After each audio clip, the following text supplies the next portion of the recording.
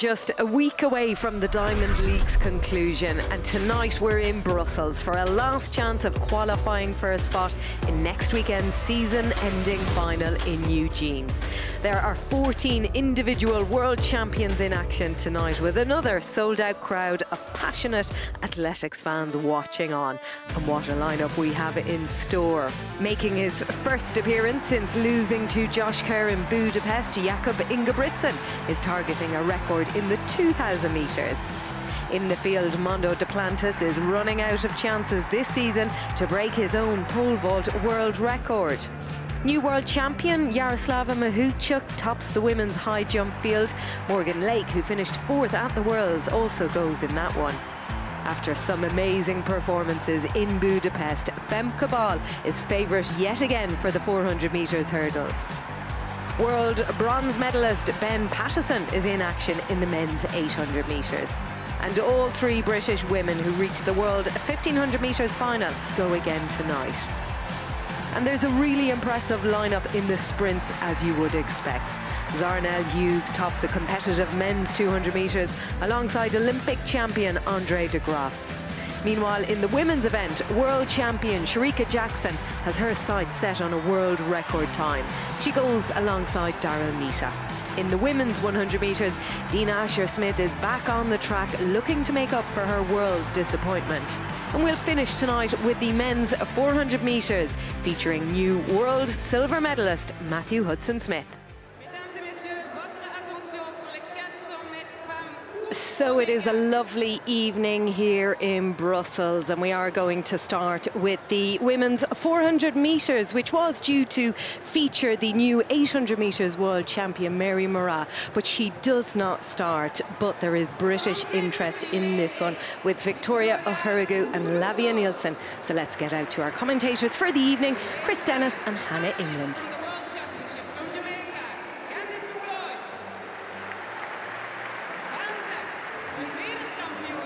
Cloud having a good week already. Lieke Klaver takes lane 6 for the Netherlands. It's their first season sub 50 seconds, 49.81 at the Silesia Diamond League, and she was 6th in Budapest. Shamir Little picked up a great silver medal over the 400 hurdles in Budapest, but she's very competent over the flat. She was 2nd in the Monaco Diamond League, 49.68. Cynthia Belingo, the performance of her life, a new Belgium national record in the semi-final at the World Championships. She went on to place 5th in the final, getting a very warm reception here from the crowd in Brussels. Lane 3 is Lavia Nielsen of Great Britain. Picked up a pair of silver medals over the relay events in Budapest, the mixed 4x4 and the women's 4x4. Some fantastic clocking, sub 50 seconds reportedly for her legs. And our final athlete in lane 2, Helena Ponnet of Belgium. She helped their quartet to 5th in the final in Budapest in the 4x4.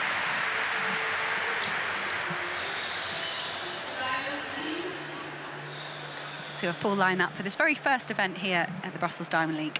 Ponnet in 1, Nielsen in 3, Belingo in 4, Little in 5, Klaver in 6, McLeod in 7, and O'Haragu in lane 8.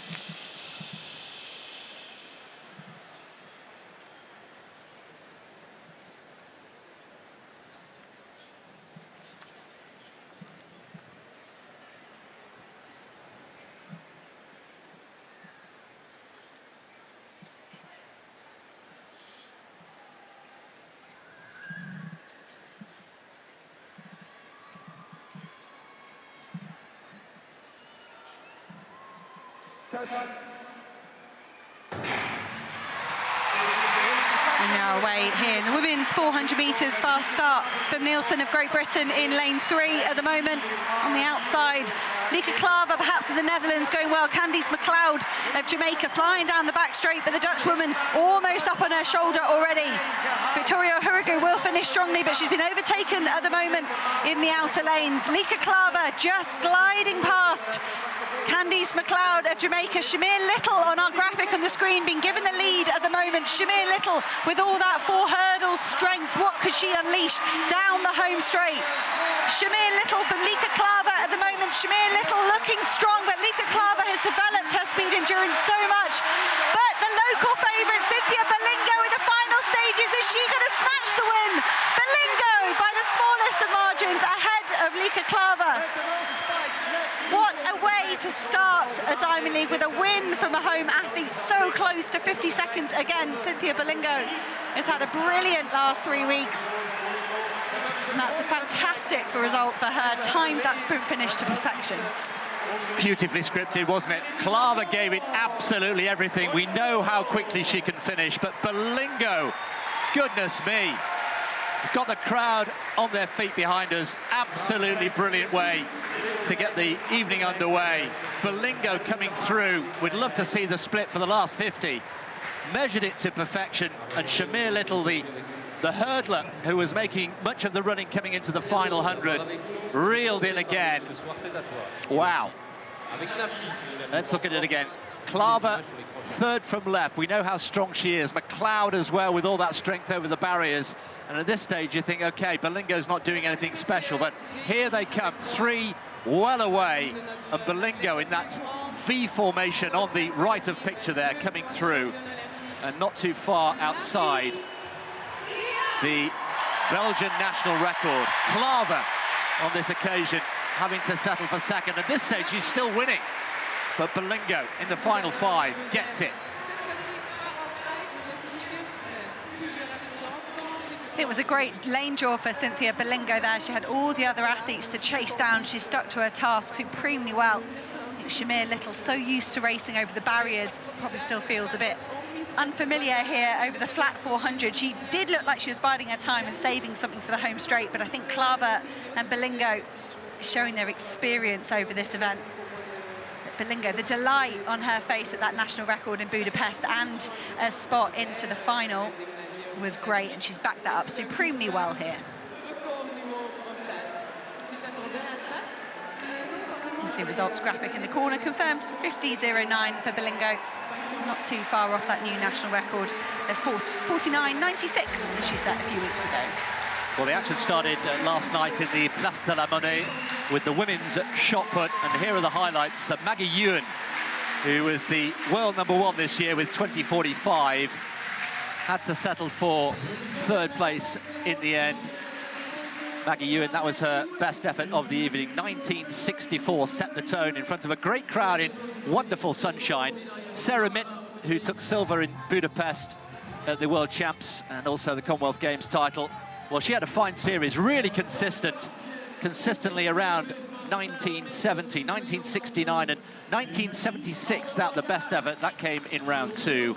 But Chase Ely, rather below par in the early stages, but as she has done before, pulls out the big one, the only throw over 20 metres all evening, and it was enough in round 5 to get her the victory. The double world champion coming through, much to the frustration of Sarah Mitten. So in the Place de la Monnaie, wonderful square, it was Chase Ely who was on the money in the shot put and takes another victory.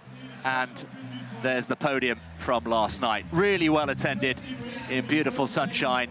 And Kim Gevert there, delighted with the way in which this weekend got underway. Winner, Chase Ely in 20.05.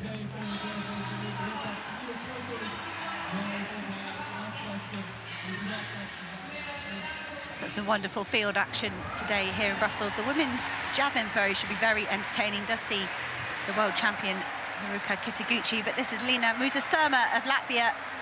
Qualified in first place for that final to Budapest and then struggled a little bit when we got into the final, but she's finding a groove here tonight. It's her first round effort all the way out to 63 metres. A great start for Musasurma after that disappointment, I'm sure, of the final in Budapest. It's enough to give her a very early lead with her first round effort. Haruka Kitaguchi waited all the way to the final round to secure the gold medal in Budapest. It was so dramatic. Kitaguchi lived up to the pre-event billing and did take the gold medal in the end. And it's her second round effort here tonight in Brussels, looking for an improvement on that 59.56. Such an enthusiastic, expressive athlete. Kitaguchi wears all her emotion on her face the whole time. 65 metres, 20 centimetres for Kitaguchi. That came in the second round to give her an early lead. Victoria Hudson, representing Austria, but with a British father, hence the very British-sounding name. Looking to improve on 59.99. That was her opening effort. Here is round 2, and that is much improved for Victoria Hudson. Not enough to trouble Kitaguchi out in the lead. Just able to hold her balance and remain legal. 63.08, Victoria Hudson, a big improvement.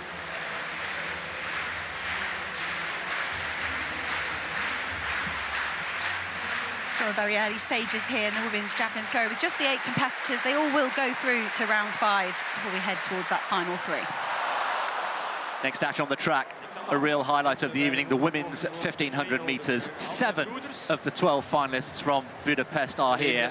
None of the medalists, but a high-quality field nonetheless.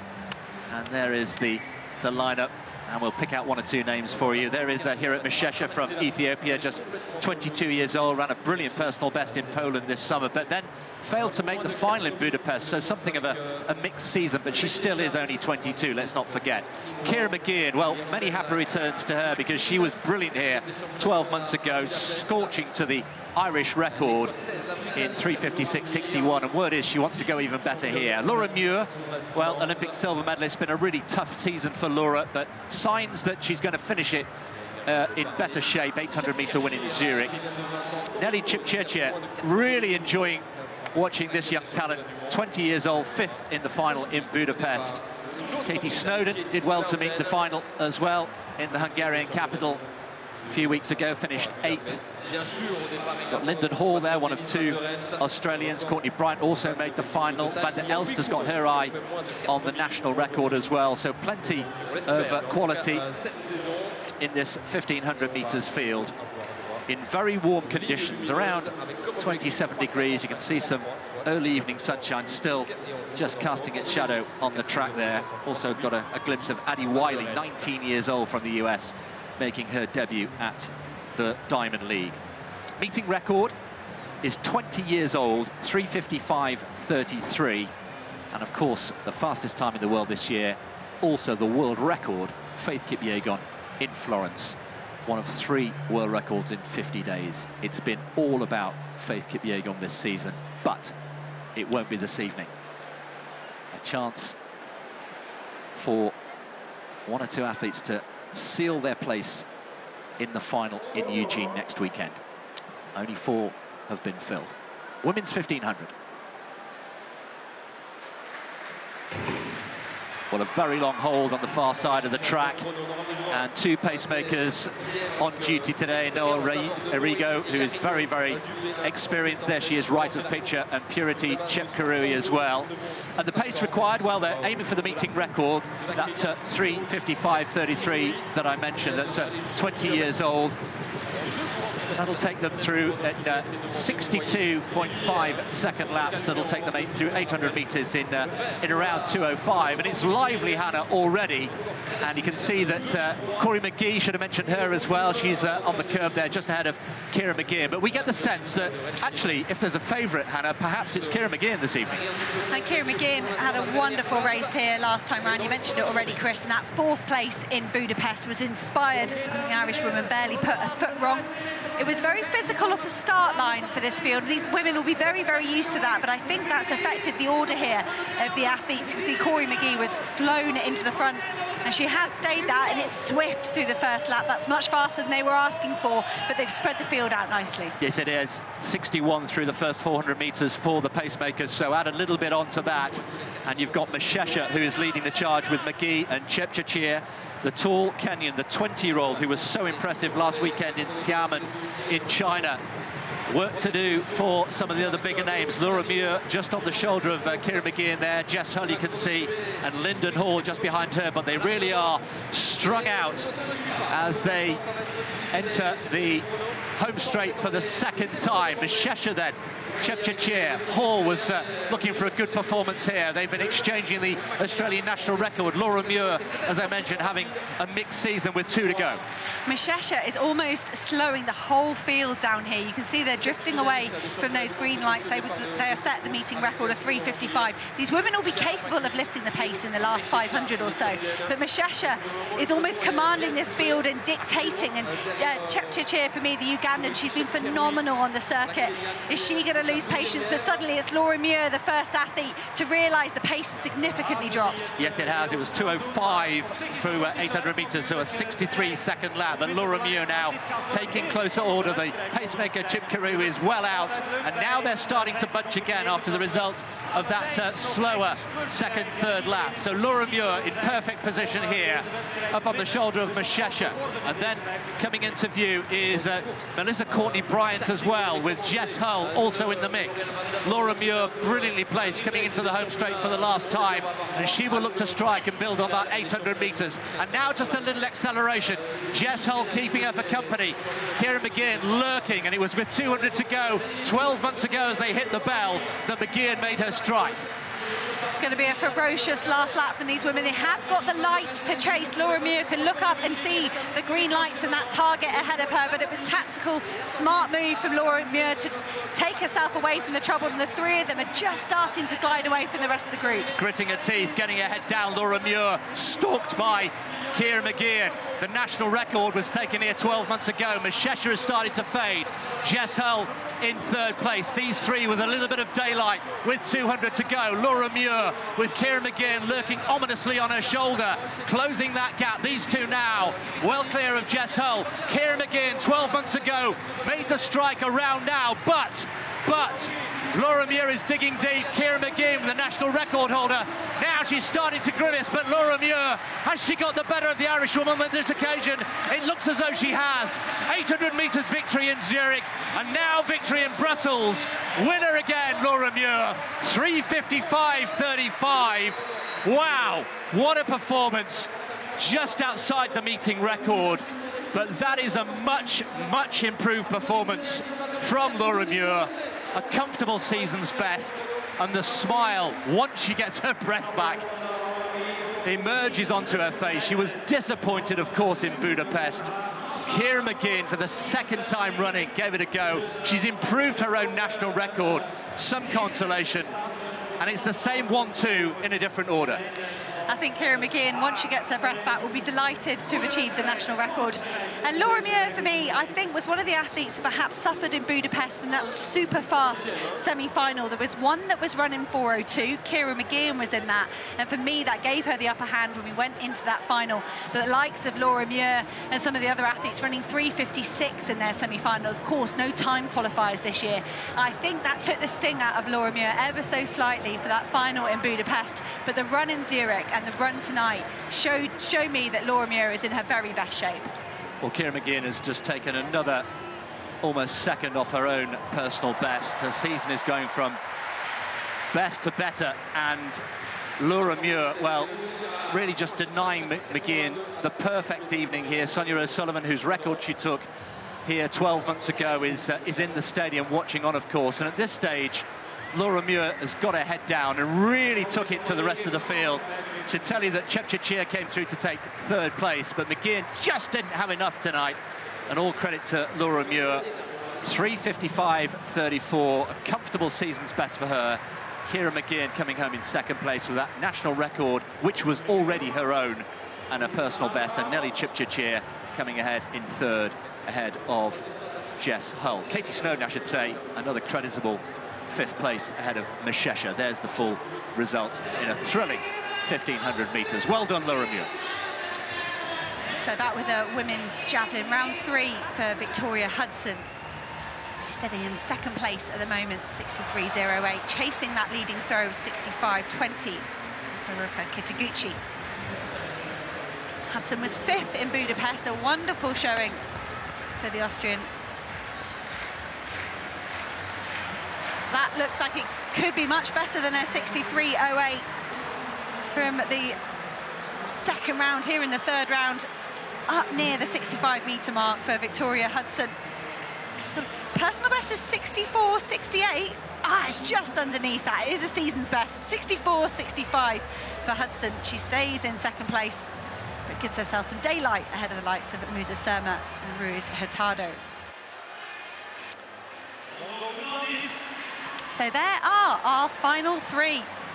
Mariko Kitaguchi has held on to the lead all the way from round 2 in the final 3 format. She will now throw first. Yes, Kitaguchi first to go, the double or reigning Olympic champion, let's start again. The world champion, the newly crowned world champion, will go first. And I hope not many people watching now are new to the final 3, but if you are by any chance, then they will throw in the order in which they finished after 5 rounds. So Kitaguchi to go first, Hudson, then Musa Surma will be the order of throwing. And in terms of context of Eugene and the finals next weekend, Kitaguchi and Mackenzie Little have both qualified already, which means there's plenty of places still up for grabs in the lucrative Diamond League final for that Diamond Trophy. The Diamond Trophy and $40,000 to the winner, all happening in Eugene over 2 days next weekend. So Kitaguchi then, who's got a decent 60-centimetre lead over the rest at the moment, looking to extend that here with her 6th round throw. That win in Budapest was Japan's first ever gold medal in the women's javelin. As Hannah mentioned earlier on, it was in dramatic style, wasn't it? The final throw of the competition was what sealed it. So, all set. Still conditions, great crowd, 35,000 plus. Very warm, slightly humid. Round 6.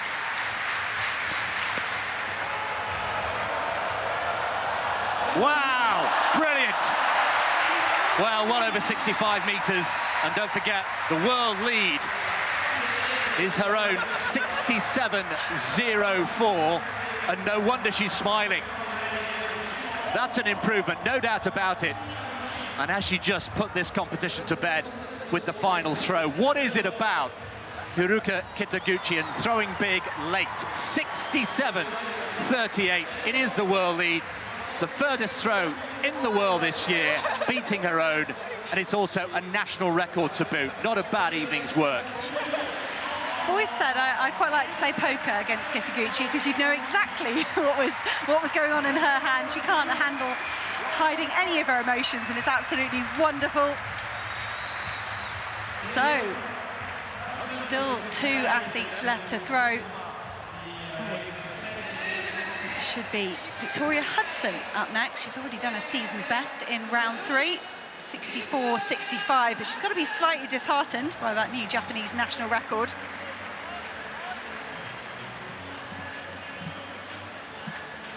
So Victoria Hudson gearing up here. She's only 3 centimetres short of her own national record. Could we see 2 national records right after each other? Not quite. Soars up in the air, falls down for Victoria Hudson, but it's second place. That is fantastic. Her best Diamond League finish this season is 5th in Lausanne, so Hudson has smashed that. And we're hearing that Liina Musa Surma of Latvia won't take her final round throw, so that will be the conclusion of the women's javelin, and definitely a second place for Hudson. Musa Surma will finish down in 3rd. Yeah, disappointing for the Latvian. Just getting news that she's got an injury that she sustained, obviously, in the first 5 rounds, so sadly won't be able to take her 6th throw. So it's as you were, but Kitaguchi has extended her lead.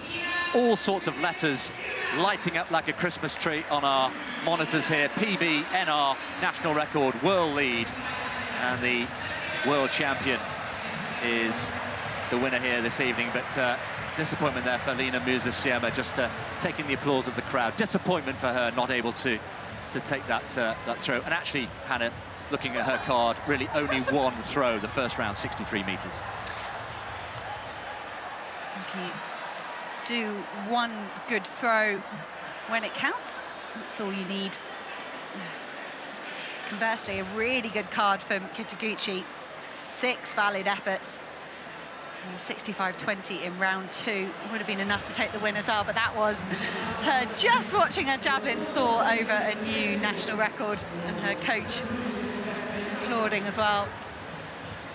sometimes I think when the pressure comes off after a World Championships, it can release these phenomenal performances, especially in something like the javelin. You don't want any tension in your shoulders, you want the full range of motion. And Kitaguchi is loving every second of her 2023 season. Yeah, huge smile, good to see, isn't it? So let's just switch our attention. Next action on the track is the men's 200 metres coming shortly, but, well, this man is in town. World record holder, world champion, Olympic champion. He's been there, done that, time and time again. And here he is, popping over at 5.82. Came in at 5.62, very early for him, but that's often the way he does things as a little sighter. Then passed at 5.72, and now pops over at 5.82. Just looking back, he now has 70, yes, 70 clearances of 6 metres indoors and out to his name over the course of his career, and he's only 23. It is extraordinary. He was inevitably asked about the world record. He's feeling good. He had 2 very credible attempts in Zurich at 6.23 a week or so ago, and we could see, if he feels good, the conditions remain good, we could see a world record attempt here. Men's 200 metres, next action on the track. Well, the conditions have been good. We've seen fantastic times in that women's 1500, and we talk about this Brussels Bend, this brand new track, this surface. We're very excited to see 2 great 200-metre races. Shericka Jackson coming in the women's race in a few minutes' time, but this is the men's 200 metres. Filippo Tortu anchored Italy to a great silver medal in Budapest in the 4x1. He takes lane 8. Lane 7 sees Kenny Benarek. He's had a great 3 years, silver in the Olympic Games, silver in the World Championships. Zarnell Hughes has had a breakthrough 2023, 2 national records over both the sprint distances and a bronze medal in the 100. The Olympic champion Andre de Grasse is perhaps rounding into his very best form in the last few weeks. The second Canadian, Aaron Brown, takes lane 4. Lane 3 goes to Joseph Famboulé of Liberia. He made the final in Budapest. This is Renia Mena of Cuba, the Cuban national record holder. 1963. And the final athlete in lane 1, Kyrie King. There's no World Championships for King, but he has had the opportunity to train while the others were competing in Budapest. He might be fresh. It was a good win in Padua midweek for King, but he has got the tight inside lane there. There's only 3 athletes sub-20 in this field. Mena, who goes in lane 2, Hughes in lane 6, and Benarek in lane 7 this season.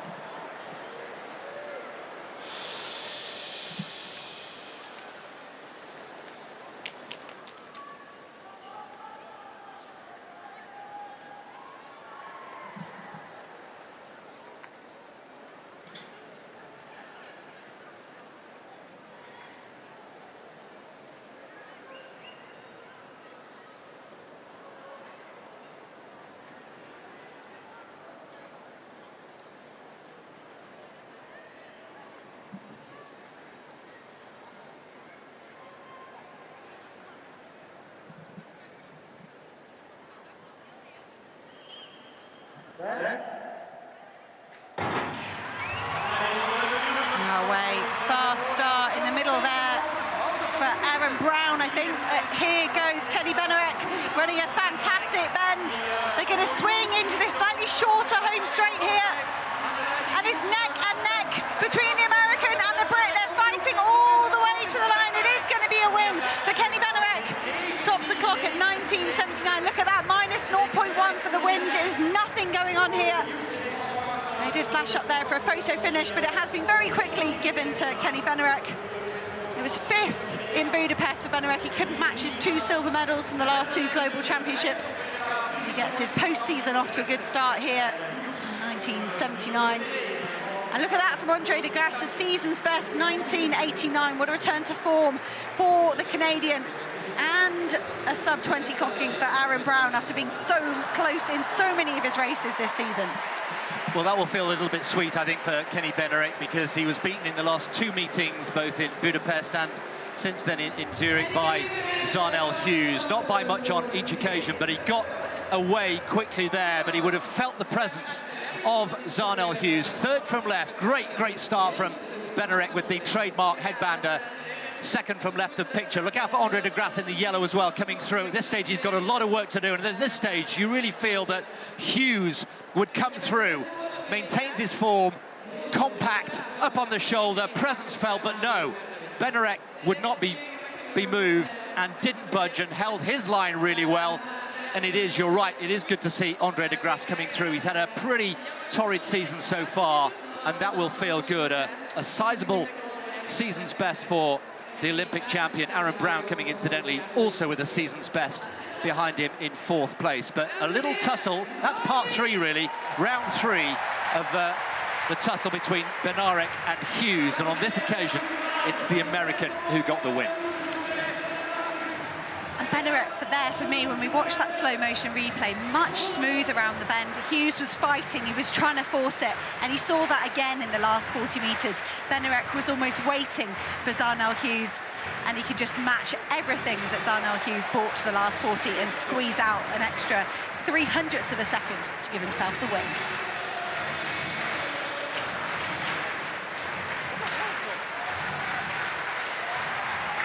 Well, the music cranked up here in the King Baudouin Stadium, and the crowd getting right behind it. We will rock you, and the stadium is certainly rocking. And here is Ernest John Obiena from the Philippines, who's had a brilliant season, taking silver in Budapest. First attempt at 5.82. Yes, slightly untidy, but got over at the first attempt. And just to backtrack slightly and fill in the gaps for you, took 2 attempts to get over 5.62, passed at 5.72, and there a first-time clearance at 5.82. And just to, again, fill in some gaps from earlier on, I can tell you that Sam Kendricks, who we saw return to form having missed the World Championships in Budapest, sadly he didn't qualify and has had a torrid last 2 or 3 years. 5.95 in Zurich, and then a poor performance in midweek. Needed 3 attempts to get over at 5.62, but he's still there. Zach McWhirter, who was a surprise name for the US at the World Championships, and he too, living dangerously. No wonder his coach there has got a wry smile on his face. 2 failures at 5.82, and there he is, popping over a must-succeed vault, and he is still alive. But those early failures may well come back to bite him later on.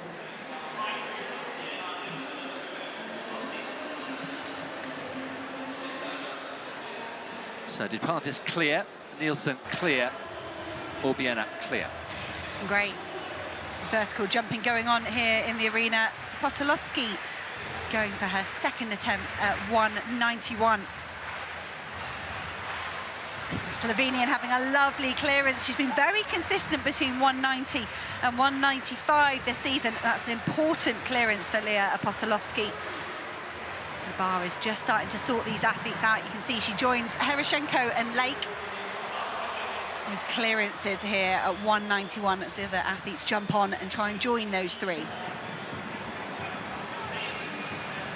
Ben Broders, who is something of a hero, a real celebrity in these parts, lives literally just down the road and part of a celebrity couple, but it's not been his evening. He really struggled already at the earlier heights. Ben Broders, whose partner and girlfriend is Femke Bol. For those of you who didn't know, they were watching in the stands together earlier. But Ben Broders, 3 failures at 5.82, and that was not how his evening was supposed to pan out. The stage was there for a real fantastic performance in front of his home crowd, but it hasn't happened. Well, that action goes on in the field. We turn our attention back to the track.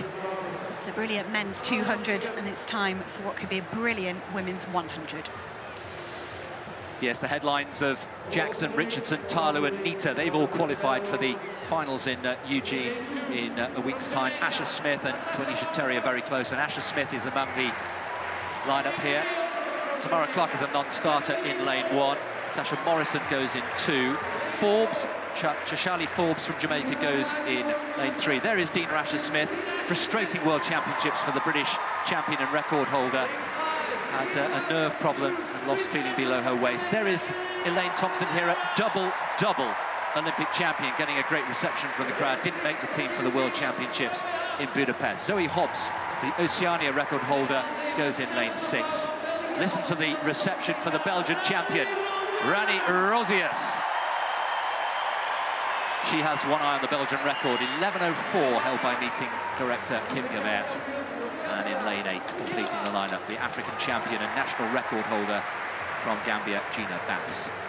But Asher Smith in 4, who won here in 2019, has really had a frustrating season. And she said after Budapest, when life hands you lemons, you have to make lemonade. Well, can she turn that this evening into something a little bit more sophisticated and a little less bitter? So Clark is a DNS in lane 1. Haven't been told the reason why. So Morrison, Jamaica in 2. Forbes, Jamaica 3. Asher Smith goes in 4. Thompson, Hira, Jamaica 5. Hobbs, Rosius and Bass complete the lineup. Meeting record 10:72. Shelly-Ann Fraser-Pryce.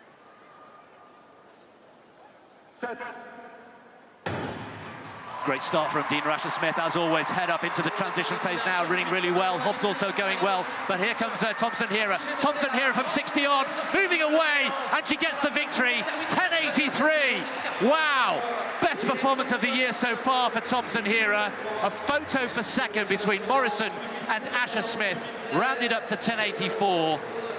Well, Thompson-Hira took her time to get going. It was Asher-Smith. Dean Asher-Smith got away well, as she always did and does, but Asher-Smith faded in the last 30 or 40 and was reeled in by not one but 2 Jamaicans, and the double-double Olympic champion gets a victory, a rare victory, her first of the season on the Diamond League circuit in the 100 metres. She too has had a difficult season. Morrison coming through from lane 2 to get second, and Asher-Smith shunted into third, and her frustrating season continues. Great running from Thompson-Hira. Was confusion in Budapest when she wasn't included in the final strike 4 for the 4x1 for the Jamaican team. She did take part in the heats there. Thompson-Hira, she's rounding into form just at the last minute here. She wasn't able to make the World Championships individually for Jamaica, didn't get selected there, but she's looked fantastic over the last few weeks, and this was a great run. You can see all that speed endurance. We love to see over 200 for the Jamaican in play here on the 100 metres, but she looks smooth, relaxed, confident, and this is a great way to finish off a season when you're going into an Olympic year. If you can finish your races at this back end of the season relaxed, confident, strong, with those good clockings, that just puts you in the right frame of mind to go into the winter training. Very much so. I tell you, Thompson-Hira before tonight, 10:92 she ran last week in Italy. That's a sizable improvement on season. It is all relative, of course. This is an athlete who has run 10:54, of course, and is a double-double Olympic champion.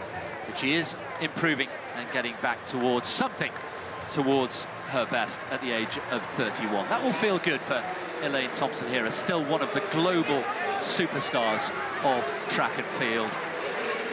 And Dean Asher-Smith, well, it wasn't a bad run, but once again, she just didn't have the finishing speed. The top end wasn't there, as it has been in previous meets. The bar still 191. That's Yaroslava Mahuchik's second attempt, and she was absolutely miles clear. We didn't see her first attempt, but that is back to business as usual for the world champion. This is her opening height, so perhaps a few pre-event nerves playing into that first-time failure at 191, and a late entry to the competition for Mahuchik.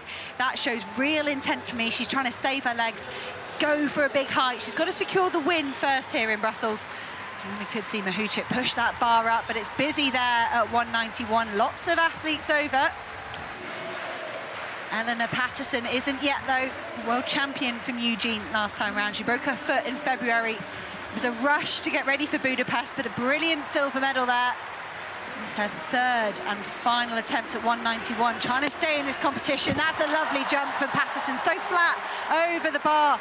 So different from many of the other high jumpers in their technique, but Eleanor Patterson pulling it all out here for a third-time clearance at 191. She will join the other athletes as the bar goes up to 194. So nice and tight at the top in the women's high jump. Good to see Eleanor Patterson still alive, but she's living dangerously there. Look at that, 191 all the way down to 7th place. So plenty more action to come here. Men's pole vault, though, Sam Kendricks mentioned he had 2 failures at 562, First time over 5.72 here, 5.87, yes! Now then, that's more like it. And I can tell you, when he went over 5.95 in Zurich, he set off and almost did a PB over 400 metres, Hannah. He was absolutely beside himself with joy. And, well, given what he's been through over the last 3 years with COVID, going to the Olympic Games and being in isolation and missing the whole Olympics, then getting a series of injuries last year and coming back, missing the World Championships in Budapest, having to watch them on television from home. Still very popular, and his teammate and good friend Chris Nielsen delighted for him. We say it every time, Hannah, don't we? But the group dynamic of these pole vaulters is very close. It was Sam Kendrick's birthday this week as well. They're all wishing him a happy birthday.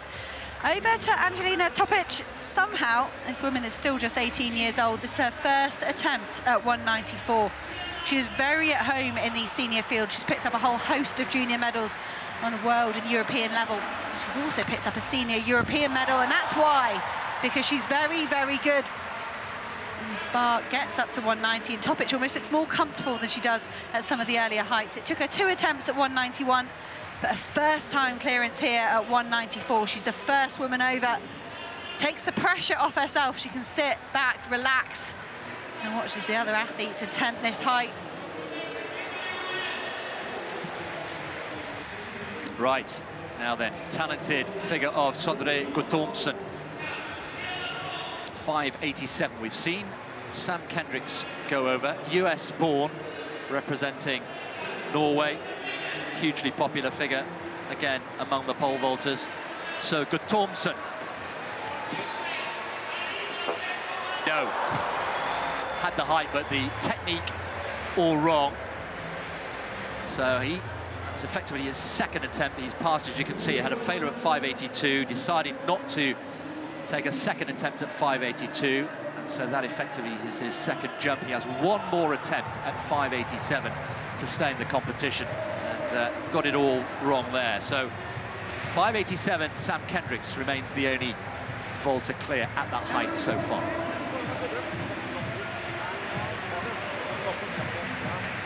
Instant analysis via the tablet. Irina Herashenko, first attempt at 194. We've just seen Angelina Topic, Serbian athlete, go clear. First time can Herashenko at the Ukraine match her. Nope, not with her first attempt. Herashenko, she just nudges it off. Great jumping this season though for Herashenko. She's been up to 2 meters. Managing that at the Diamond League in Lausanne. Herashenko will be keen to hit that again. Very close here with her first attempt at 194. Well, this 194 is starting to catch one or two of these high jumpers out. So 2 more attempts to come for Herashenko.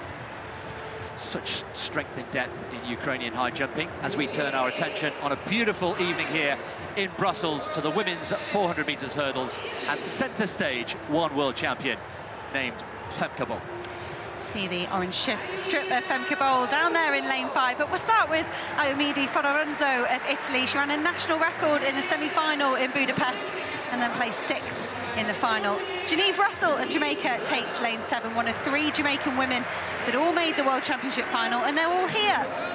Russell was 7th, but this woman, Rochelle Clayton, took a brilliant bronze in Budapest. It was a half a second personal best to clinch that 3rd place. Femke Bol was almost untouchable in Budapest. She has been phenomenal this season, unbeaten over 4 hurdles. Is she tired, or are we going to see Femke Bol tear something out this track here in Brussels?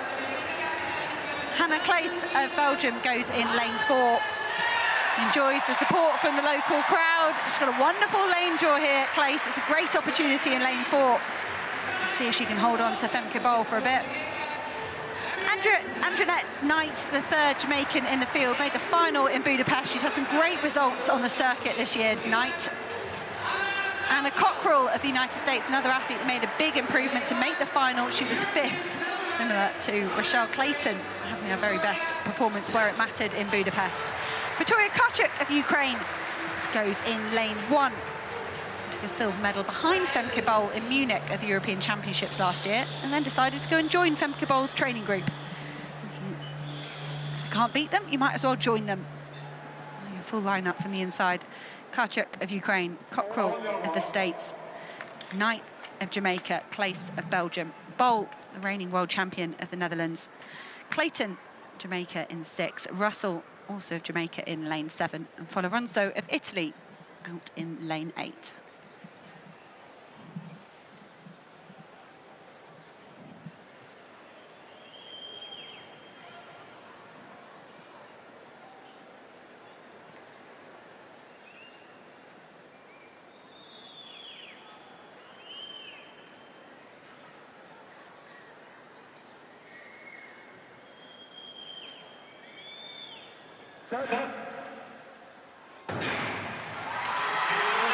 Femke Bol at the London Diamond League ran a massive personal best by 0.6 seconds. She looked a bit tentative in Budapest for me, perhaps after that fall in the mixed 4x4. But Femke Bol at the moment, just running in the middle of the pack here. We're seeing some big moves from Knight, Andrea Knight of Jamaica. This is how she's run sometimes on the circuit. She's tearing down the inside lanes. It's good moves from Rochelle Clayton as well, the bronze medalist from Budapest. But here goes Femke Bol. That was a bit of a rough hurdle there from Femke Bol. She's had a new stride pattern this season, 14 strides. Sounds easy on paper, but it means you need to be competent on both lead legs. And now Femke Bol, the world champion, starts to separate herself from 3 strong Jamaicans behind. But it's Femke Bol with 1 hurdle left. She clears it smoothly. She powers away from the rest of the field. She's miles ahead of the green light. The wave-like technology, that means it is a new meeting record. 52.11, breaking the mark that's 25 years old. As Boudin held the meeting record back from 1998, but now it goes to Femke Bol. She's been collecting Diamond League records, meeting records and accolades all season long. Started with that fantastic world record indoors, and she's barely looked back. Femke Bol, business as usual, and the winning margin of some 1.7 seconds. Phenomenal, great finish from Geneve Russell to snatch second. Well, the meeting record, with all due respect, was soft, and I think it was almost inevitable that that was going to go, and indeed it did. Just for me, a slight sign of resignation and disappointment over the line. You called it. She did stutter and clip one of the hurdles. Normally she's absolutely impeccable, but you also mentioned the stride pattern change. She's gone from 15 to 14, which means that she attacks each hurdle with both legs. She alternates, and you have to be very, very strong. And she's still working through that. It's still relatively new, the change, technically. Let's keep an eye on her. In the orange, of course, centre of picture. Really good start as well from Andrea Knight, as she likes to do. But Bol at this stage, we know how strong she is in the second half of the race, but she's still got company there. Then she stretches away. So strong, of course, off the flat speed as well. This, incidentally, her first ever appearance in Brussels, and not just because of her association with Ben Breuders, her boyfriend, but she lives not too far away from here, and they've adopted her as one of their own. Hugely popular, great cheer when she was announced to the crowd. And yes, it's a meeting record. I think that was the minimum that she wanted, but she will be a little bit disappointed, perhaps, that she didn't have 51 something, 51 high, I think was certainly within her compass in these conditions. I want to say, I think that's the tiredest I've seen Femke Bol look after one of these Diamond League 400 metres. She recovers very quickly normally, but there was a long crouch down on the floor, and there's only so much time you can use all that training you've done all winter. It runs out at some point, and Femke Bol perhaps just slightly beginning to run on fumes, but a smile and a clap from her partner, Ben Breuders. Yeah, mixed fortunes for the golden couple this evening. Breuders disappointing in the pole vault. Zach McGuirter with work to do here, no.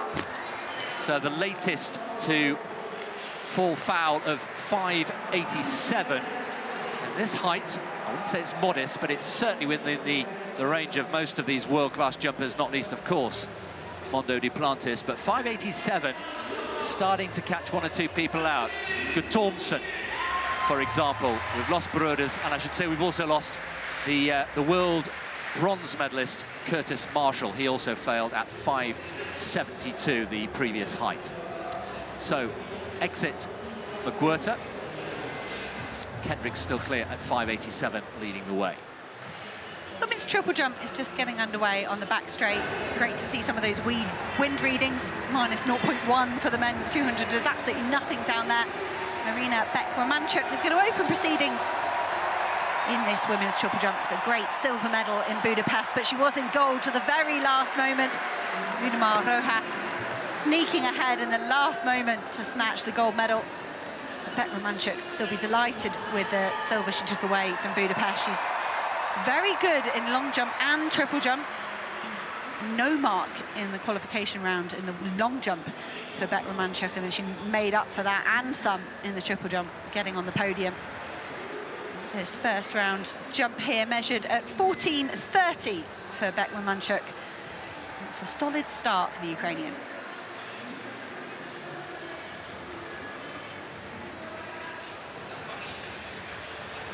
Fortunate to see a DNS there from Tori Franklin of the United States. Now then, pole vault, Thibaut Collet, who had a brilliant World Championships in Budapest. Here the bar at 5.92, no, just didn't feel it at all. He really has established himself now as the French #1. Renaud Lavillenie, of course, the great Renaud Lavillenie is not formally retired, but he's certainly a fading force, sadly, on the world stage, not here in Brussels this weekend. And it's left to Thibaut Collet, who was 5th in Budapest, to take up that mantle. It's time for Shanika Rickett. She's up next in the women's triple jump. Great qualification in Budapest, and she was in that bronze medal position all the way through to that final jump. And she was shunted down into 4th place, but still a fantastic performance. She's been very consistent this season. Rickett's season's best coming in Budapest, 14.93. What can she manage here with her opening effort? Not up towards the 15-metre mark. The lead at the moment still with Beck-Romanchuk at 14.30. Shanika Rickett's always all business through the rounds here in the triple jump. We don't see much emotion, very focused. And smooth here through the phases of the triple jump. Plenty of space on the board. The athletes will be familiarising themselves with the runway, quite what it brings. They will have trained on this over the last couple of days if they manage to get their travel sorted in time. Every arena slightly different for our field athletes, just throw up a unique challenge for them. Rickett's just waiting to see her measurement here in the opening round of the women's triple jump. It's come up on my system as 14.30 for Shanika Rickett. It's exactly the same mark as Beck-Romanchuk.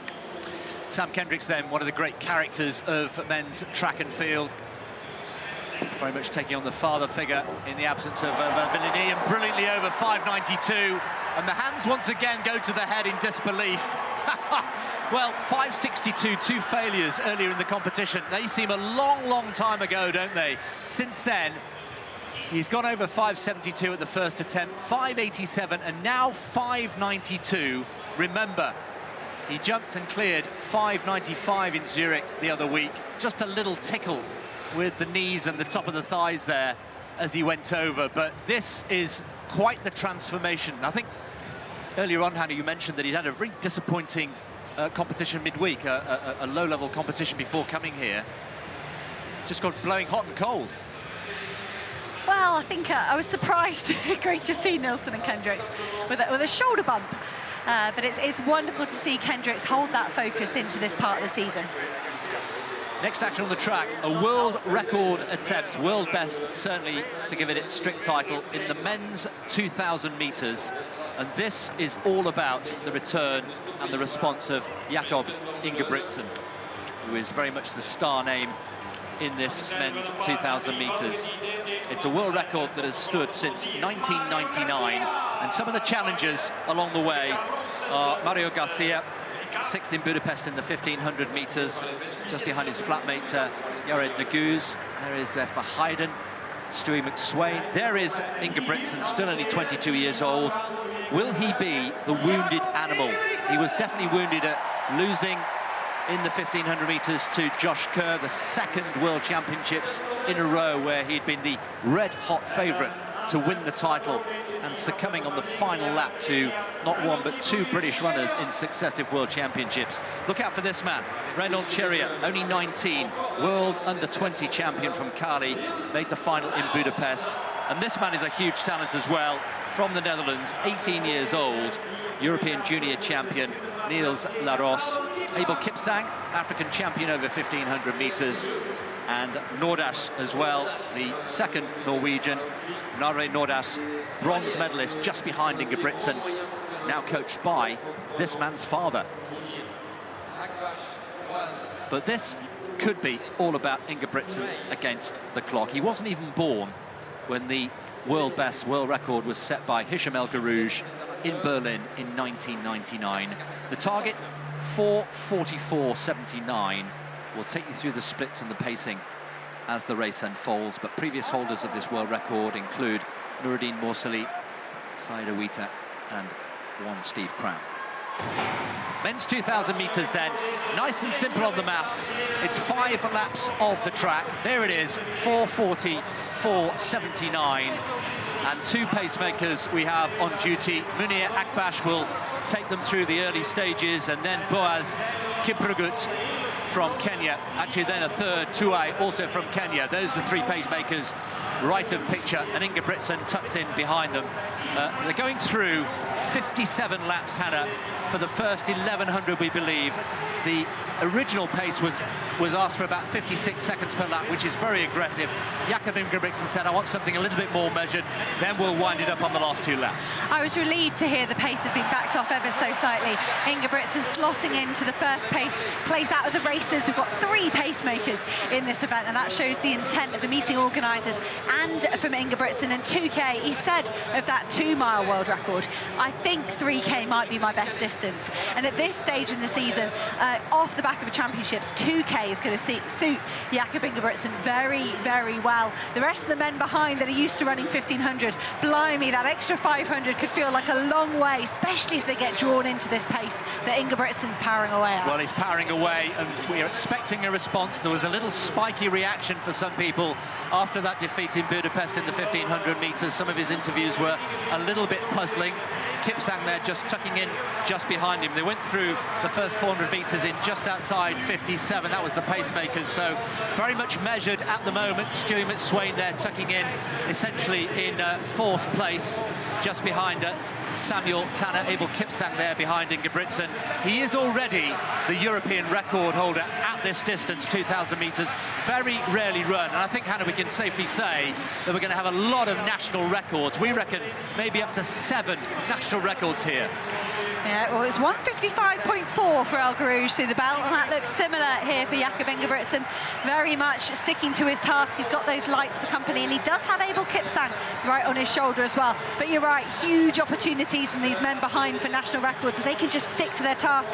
And it's that Chariot just starting to move up, get himself involved a little bit more. We're down to the last 2 pacemakers, but they're doing a phenomenal job as they come through the first kilometre, 2:22. 2:22, it's lively, and Ingebrigtsen looks keen and moody and in the mood here. Don't forget, he already got the world record over 2 miles on that another sizzling evening in Paris back in June. So he's collecting these world bests and records, and you can see the wave lights. The green light is on world record pace. Remember, 4:44.79 is the target. El Guerrouj, and Ingebrigtsen now just starting to move away. Clear daylight now, around 9 seconds ahead, 9 metres rather, ahead of Chariot and Kipsang. The final pacemaker giving absolutely everything here, Cornelius Tuai of Kenya, but surely he's got to step aside soon. There's just 700 metres left to run for Jakob Ingebrigtsen. He's chomping at the bit, he's closing up on the pacemaker. He pulls alongside, keeps his eye on the green lights, checks the big screen. He's got nobody for company at the moment.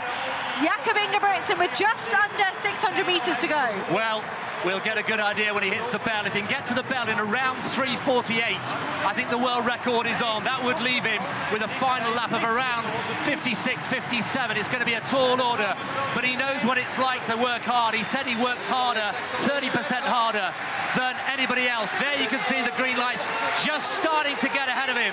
Can he get to the bell in around 3:48? Yes, he can. It's almost perfect. The last 400. This is the man killer. It's Ingebrigtsen against the clock, and he's being roared on from the sidelines. He's on his own. 35,000 people going absolutely crazy down the back straight. 300 to go for Ingebrigtsen. So disappointed in Budapest. It hurt, no doubt about it. This would be some consolation. Just over 200 to go. 2 more bends. The Brussels bend could work in his favour. The softer curvature into the home straight, and he's ahead of the lights. He's ahead of the lights into the home straight. Everybody on their feet. Are we going to see some history here from Jakob Ingebrigtsen? This prodigious talent. He's miles ahead. He's going to smash the world record. 4:44.79 is the target. He's done it. It's a world record. There you go, he says. I'm back. Never, never write me off. Ingebrigtsen is back with a bang in Brussels. What a performance. And he has smashed that world record. What fuss? What was the fuss, he says? Well, El Garouge will be watching on him somewhere, I'm sure, with nothing but admiration. Berlin 1999, it was set. It stood for 24 years, and here he is now. Another world record to the collection for Jakob Ingebrigtsen. And there we are, Hannah.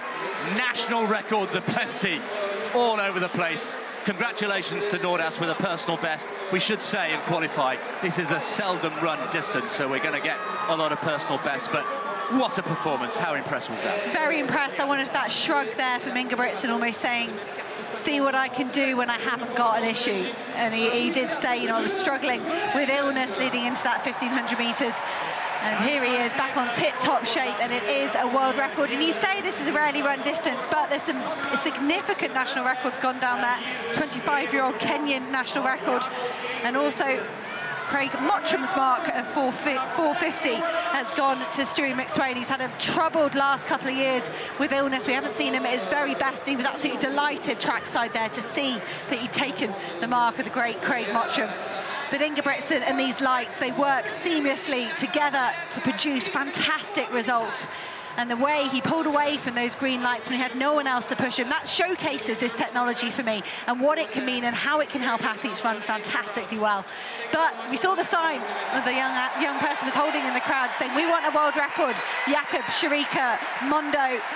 First man that has delivered. Will Armand Duplantis and Sherika Jackson follow suit? Yeah, a little bit of pressure building on the rest of them, but that was the one. That was the one that was most fancied, I think, here in Brussels this evening. So Steve Cram, 1985, Saïd Aouita, 1987, Noureddin Mousali, 1995, and if you're here from a home perspective, you have to go all the way back to 1948. Gaston Reif from Belgium, all have held the world record, world best over 2,000 meters, but now the recipient, the holder, is Jakob Ingebrigtsen. He's only 22 years old, and those defeats in Budapest and Eugene hurt, but that's a great response. The bar still at 1.94 m in the women's high jump. Angelina Topic, the only athlete clear. It's Eleanor Patterson with her second attempt. Took her 3 attempts to get over 191, but just 2 to get over 194. I mentioned that horrific foot break in February, required surgery. And Patterson, a long, long time away from jumping, from anything technical, has been phenomenal in the last few weeks. That silver medal in Budapest, I'm sure she's such a natural competitor, she would have been disappointed not to defend her title. But I was astounded that she's managed to get herself into the shape she has, given those disruptions. Second woman over 194. She joins Topic as the other athletes battle it out with their further attempts at 194.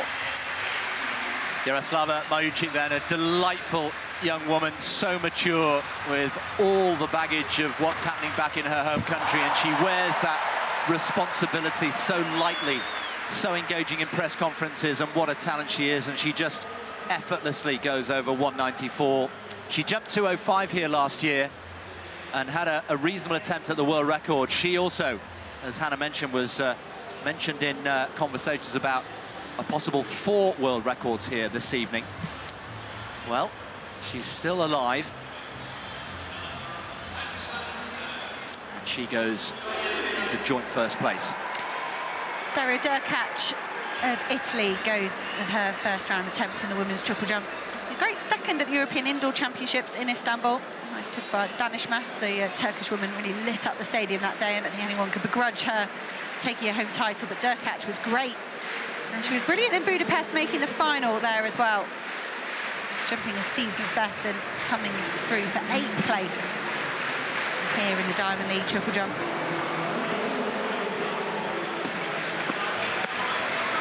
Derkach just around about the 14-metre mark. Born in Ukraine, her family actually moved to Italy. She was a youngster. Lived there ever since. There were 2 Italian women in that final at the World Championship. Sestorano here as well. Derkach and Sestorano, fierce domestic rivalry. Derkach 13.99 here, put herself in 3rd place in the opening round of the women's triple jump. Shanika Ricketts looking to improve on 14.30 in the women's triple jump.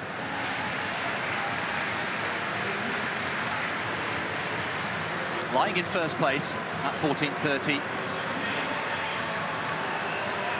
equal to Bekra Manchuk. Great speed on the board, brilliant through the phases, and that is an improvement. That's a sizable improvement on her opening effort for Shanika Ricketts.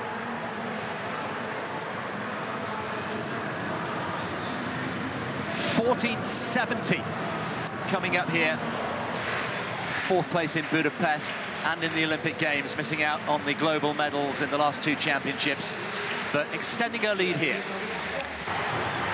We've seen Sam Kendricks clear at 5.92. Looks like he's getting a bit of physio treatment there, like a bit of a locked-up hip. So here's Mondo Duplantis with his first attempt at 5.92, and that's lovely.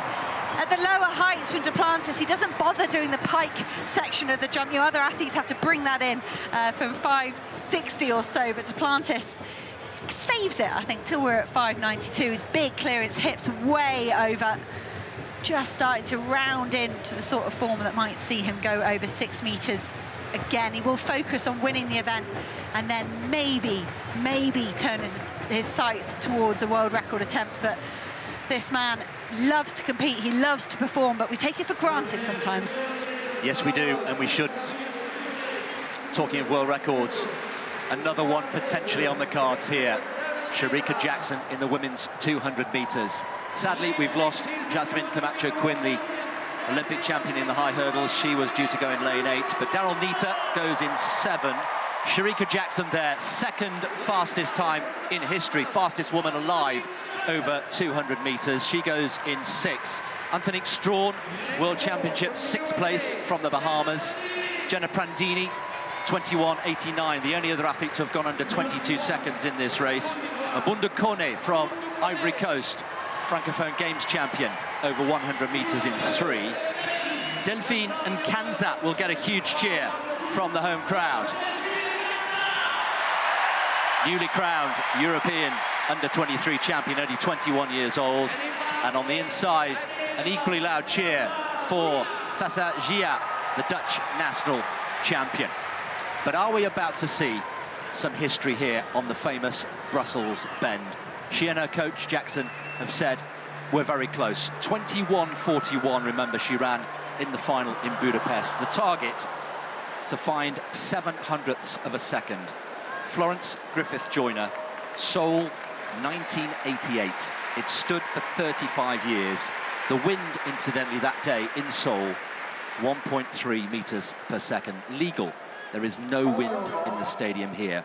We've got all the ingredients, in principle, for a world record. A fast track, tick. An athlete in brilliant shape, the form of her life, tick. Warm weather, Jamaican weather, as she called it herself yesterday. This could be Jackson against the clock.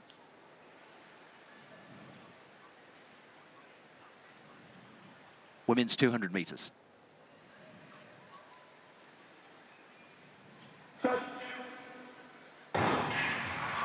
Away she goes with only Daryl Nita as a target, a brilliant bend runner, and of course it's a softer bend as well. Already reeled in Nita, and away she goes. She's got clear daylight. Nita in pursuit, but Jackson is away. Jackson against the clock. Let's keep an eye on it. Lights out, arms pumping, the knees are high. Can she get there on the line. Remember 21:34. Oh, she's just outside. 21:48. It's the 4th fastest time in history. It's still a brilliant performance. She got away well. Was it a brilliant start? We'll look at it again. I'm not sure. It's a Diamond League record for consolation. And you know, athletes often say if you try too hard, if you look for it and search for it, it usually doesn't happen. And I wonder whether she was just wanting it almost too badly. All the talk in the press conference was of a possible world record here. And the fact that we're slightly disappointed with 21:48, the 4th fastest time in history, tells you all you need to know. She still has one more chance this season to get that elusive world record, 21:34. But Hannah, to back up 21:41 from Budapest with 21:48 and still come through with a comfortable win, well, it tells you all you need to know. And looking back there, I think it was a good start of Jackson. Maybe a little bit forced there here as we look towards the end of the bend. It wasn't as smooth as the first part of the bend. And here as well, Jackson, for me, I think you called it right, Chris. Sometimes you're trying too hard. And she had no one on her shoulder, but there was just the world record on her shoulder instead, and she just tightened up ever so slightly. But Jackson will learn from this. She does have that one more opportunity in Eugene, and she'll face, of course, Sha'Carri Richardson of the United States. Perhaps, I don't know which event Sha'Carri Richardson will do, but Jackson, with a few more athletes around her as well, that might help. Well, we've got a Diamond League record, 21:48. She always writes a little time on the inside of her bib that she then pins onto her vest, and we don't know what she wrote on the bib. But Merlene Ottey, the meeting record set 32 years ago, has gone. So Mahuchik, first attempt at 197, came in late, 2 attempts at 191, 2 at 194, first time here at 197. What can Yaroslava Mahuchik do? And that is a lovely first-time clearance, and that's important for Mahuchik. I think she's tried to conserve energy here tonight by coming in a little bit later, and maybe she'll rue those 2 second attempts at 91 and 94. Wonder what that might take out of her legs as she tries to go miles over 2 meters. She said she feels at home here in Brussels. She's lived here for the last couple of years, unable to live and train safely and proficiently in the Ukraine. She's been here in Brussels. Oh, Angelina Topic of Serbia, 3rd and final attempt. This would equal her own national record she set in Paris and keep her dreams alive here in the competition. That was a big clearance from Topic. She was miles over that. Equals her own lifetime best and her Serbian national record. Again, just 18 years old. But that was such a nice clearance, the confidence that could give Topic as the bar goes up. The next target for these women will be 2 meters. And there's her dad, her coach, looks absolutely delighted. Well, Dragutin Topic, Serbian high jump record holder in years gone by. Now here's somebody else in a bit of trouble, not for the first time.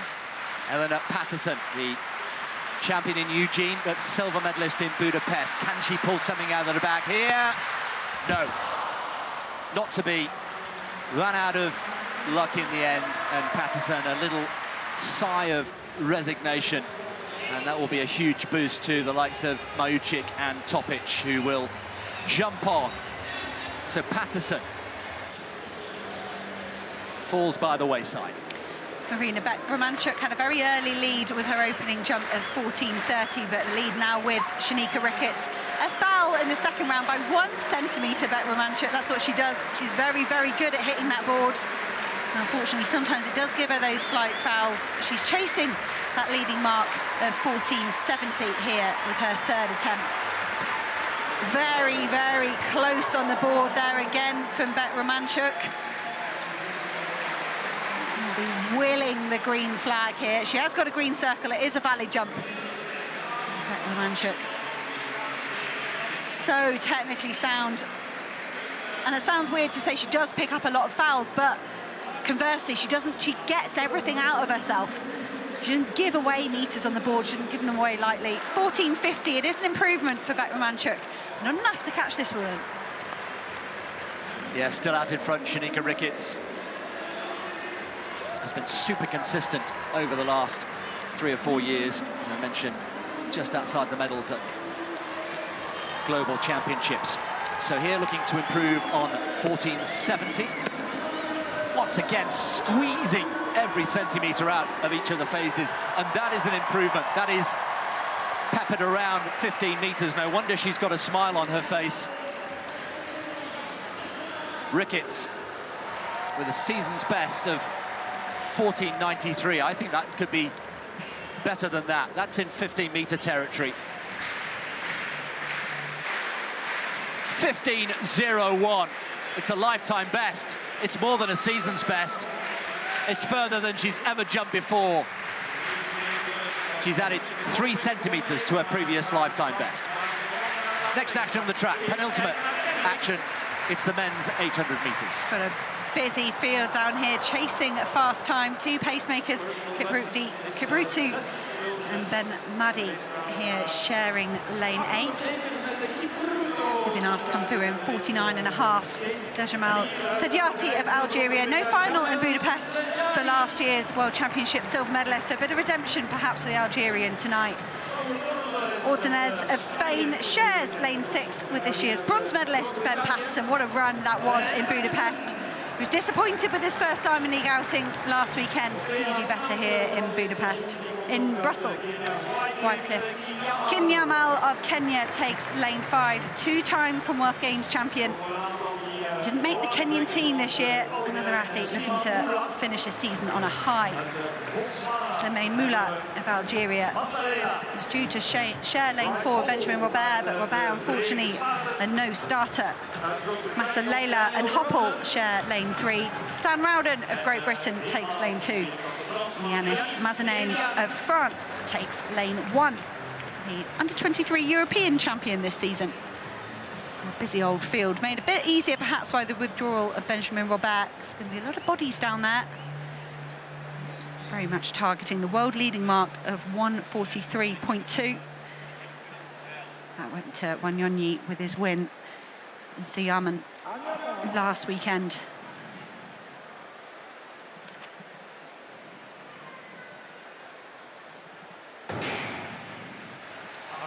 So Kinyamal, the Kenyan athlete in lane 5, did have that world-leading mark till last weekend. Some fantastic races this season, but I mentioned it was the 4th place at the Kenyan Championships. It wasn't enough to get him on the plane to Budapest. He had to sit by the wayside and watch. But Kinyamal with lots of company here. Good effort from the pacemakers here to get themselves ahead of the athletes. Lots of pushing, shoving behind. Athletes just trying to slot in, find themselves some decent running here. Well, it's taken them 200 metres or so just to settle down. It was a little bit physical there. Kinyamal in 4th place, Mezien and Dan Rowden, who's nicely placed there, keeping himself out of trouble as they hit the bell at 48.86, just inside the required pace. In fact, it's quick. Is it too quick? Is it too quick? Mezien here having the run of his life. He's had such a busy season. That gold medal in Espoo in Finland in the European Under-23 Championships, a semi-final in Budapest, and Mezien pulling up alongside the pacemaker. This is such brave running for the Frenchman, Benjamin Robert, a non-starter. This man holding all of the French hopes on his shoulders. Kipruto getting in the way of the 2 Algerians here as he tries to remove himself from the race. Kinyamal had a clean run there. He's in 2nd place. What a move from Sediati of Algeria here, who's struggled so much with the pacemaker there, but he's launching a charge on the Frenchman that somehow still holds on to the lead, but the Frenchman relinquishes the lead to Sediati. Sediati kicking hard for home. Chipsiso Masalela of Botswana trying to close hard. Dan Rowden trying to find space, but it's going to be a win for Sediati. He makes up for the disappointment of no final in Budapest. 1:43.60. He takes the Algerian flag. That will be some consolidation for not managing to repeat his podium finish from Eugene. But that was a dramatic race. Pacing is so important. You've got to have some energy left in the last 100. And I cannot believe that Mezien held on for 2nd place. It's a huge personal best for the Frenchman. He already ran a personal best on Saturday, and he's just taken another chunk off that. What a brave run. Top 2 under 1:44. Brilliant running from Mezien. Really courageous. But Sediati, who was celebrating, 5 metres before he actually crossed the line, could have gone on and maybe taken a little bit more out of that 1:43.60. It didn't trouble the world lead in the end, and didn't he do well to get himself out of trouble there? The pacemaker was causing all sorts of problems. Daniel Rowden, I can tell you, coming through in 4th, just ahead of Ben Patterson, so 4th and 5th for the British duo. Maselele, a personal best as well. Mesiane really took it on. There you can see Kipruto doing a little bit of damage there, but Müller and Sajati got themselves out of trouble. Kinyamal, who likes to front run, really rocking and rolling at this stage, and was reeled in the end and was going backwards. And well done to Mesiane for hanging on to 2nd place in that lifetime best, getting under 1:44 for the first time. Sajati, though, knew he'd got the win. Look over the shoulder. Thank you very much. I'll take that. And it's Algeria's evening.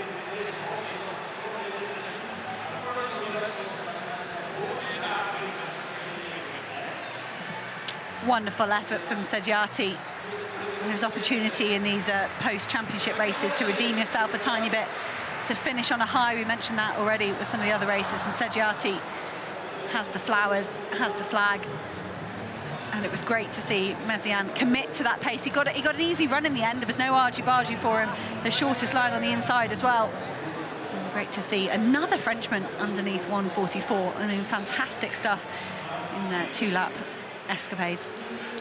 Right, back to the pole vault, starting to get towards the business end of this competition. We've got Duplantis and Kendricks and this man, Obiena, now needing to clear 5:92 at the 3rd and final attempt. Oh, yes! Brilliant! Well, Obiena, silver medalist in Budapest a few weeks ago, lives to fight on here. Real fighting spirit. And we've seen the momentum in so many athletes, track and field, from those World Championships, particularly the medalists, of course, who come here with that brilliant global medal around their necks. It just gives them that extra little bit of belief and courage. And now it's getting interesting at the top. 3 men clear at 5:92. Duplantis, of course, top of the pile, and I can tell you he's passed at 5:97. As the bar nears the magical 6-metre mark in the men's pole vault, it's at 2 metres in the women's high jump, and Jaroslava Mahučík with her first attempt. Very nice, Mahučík. She's done 2:02 this season, equaling that world leading mark of Nicola Oleslagers of Australia. Mahučík has mentioned she'd love to try and attack the world record.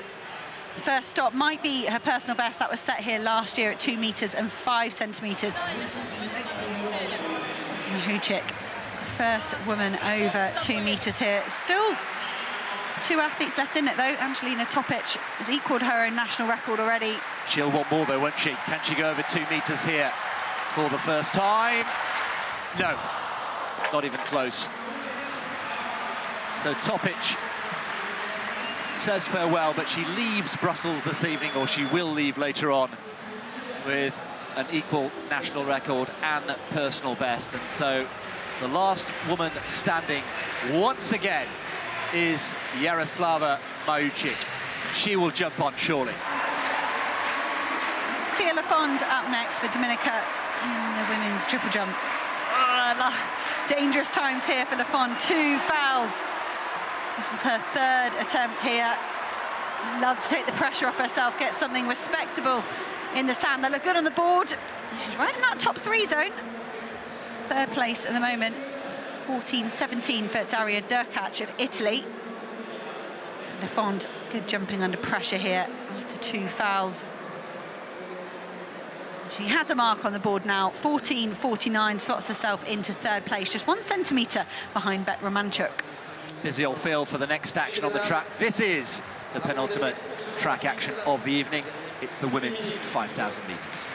And as with the women's 1500, that world leading mark is the new world record. Faith Kipyegon's 14:05 was phenomenal this season. The meeting record, more the target for these women tonight. That stands at 14:18 for Almaz Ayana a few years ago.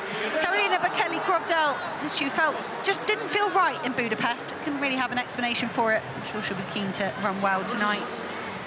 Elise Cranny of the United States, another performer that's delivered time and time again a whole host of national titles. And actually ran a 2:01 this week, over 800 metres.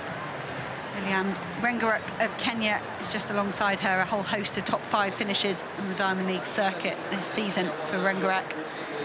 Jessica Warner-Judd searching a sub 15-minute performance. I think at this stage in the season she was great with an 8th in Budapest, over 10,000.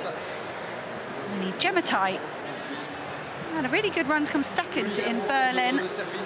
Nice staff meeting. And Tessenbeck Gide had another crack at that world record, running by some 48 seconds or so ahead of Gemma Tai. A few athletes here that had good runs in Berlin. That was only 5 days ago or so, to see if they've got much left in their legs. Medina Isa is just on the other side of Elise Cranny. She's certainly an athlete to watch for me. She's the world under-20 champion, over 5,000. But Rengerek with her personal best from Paris, 14:23. Very much one to watch here. Two pacemakers on the outside, Nyaga and Martin. They've been asked to go through in around about 68-second laps. They're going to have those blue lights to help them on the ground there. That meeting record was back in 2016 to Ayana. Great start here from Lorena Martin. She's a very good athlete in her own right. You need to be a phenomenal athlete if you're going to pacemake fields of this quality. Just a word on Nozomi Tanaka of Japan as well. She ran a new national record in the heats in Budapest at 14:37. She's just in there around about 6th or 7th place. Very interested to see the athlete in 4th place at the moment. You've already mentioned her by name, Medina Isa, the Ethiopian world under-20 record holder, just 18 years old. We haven't seen her on the Diamond League circuit before, had a huge personal best. In fact, she didn't run in London, so I beg your pardon. This is her 2nd ever Diamond League meeting. 14:16 in London, a massive personal best.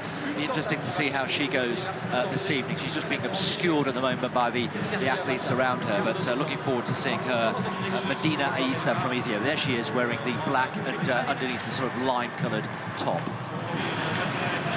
Lorena Martin just starting to ease off ever so slightly. She'll be aware she's ahead of those blue lights. The second pacemaker, Caroline Nyaga of Kenya, doing a good job. She's just on the front of those blue lights. There's Lilian Rengerek of Kenya that's in the 1st place out of the racers so far. Just starting to gather behind. I think at this stage in the 5K, it's about just trying to relax, trying to clip these laps off with as minimal physical and mental effort as possible. You want to be in a calm position, not pushing, not shoving. And there's a whole load of these women just riding that meeting record line at the moment, out at 14:18. Back to the master, the man who just is like an orchestra conductor. Just everything he touches gets a response. Mondo Duplantis, the bar here at 6:02. Yes! And he makes it look so easy. It's 6 meters 2 centimeters.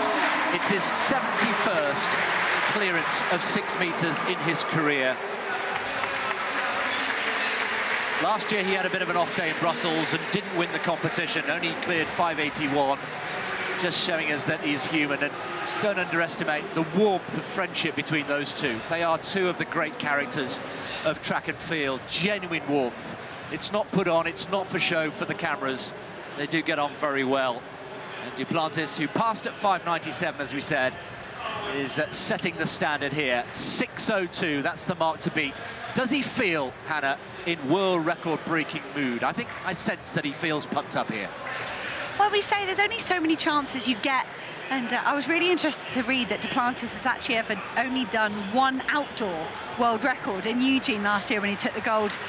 And we'd love to get another one here. So Mahuchik is on her 3rd and final attempt at 2:04. She's won the competition with a jump of 2 meters. Alas, she wanted to bring a high jump here to the crowd in Brussels, the city that's welcomed her here as her own. She's been training as their own. She's been training here for 2 years. It was a 2 meter clearance. That's such a phenomenal effort from Yaroslava Mahuchik, but 2:04 not possible here tonight. She'll have, presuming, just one more chance in Eugene in the rest of her season to see how high she can go above 2 meters to finish off this 2023 season. But that gold medal in Budapest would have been so important for Mahuchik. She picked up a gold indoors, but to get that maiden outdoor title would have been so exciting for her. Mahuchik, yes. Back-to-back 2 meter jumps, 2:02 last weekend in Xiamen and 2 meters here in Brussels. And she is very much tightening her grip on this event. Winner again here in Brussels in the women's high jump. Confirmation of the final card. Patterson on this occasion having to settle for third place behind Angelina Topic with a national record. So all looking pretty similar in the women's 5,000 metres. They came through the first kilometre in 2:51, bang on pace for that meeting record. The pacemaker's doing a fantastic job. Lorena Martin has stepped aside. Carolina Nyaga doing the job at the moment. Lilian Regrek of Kenya still sat in second place, as well as that Medina Isa of Ethiopia. The youngster tucked in third place. She's moving very well.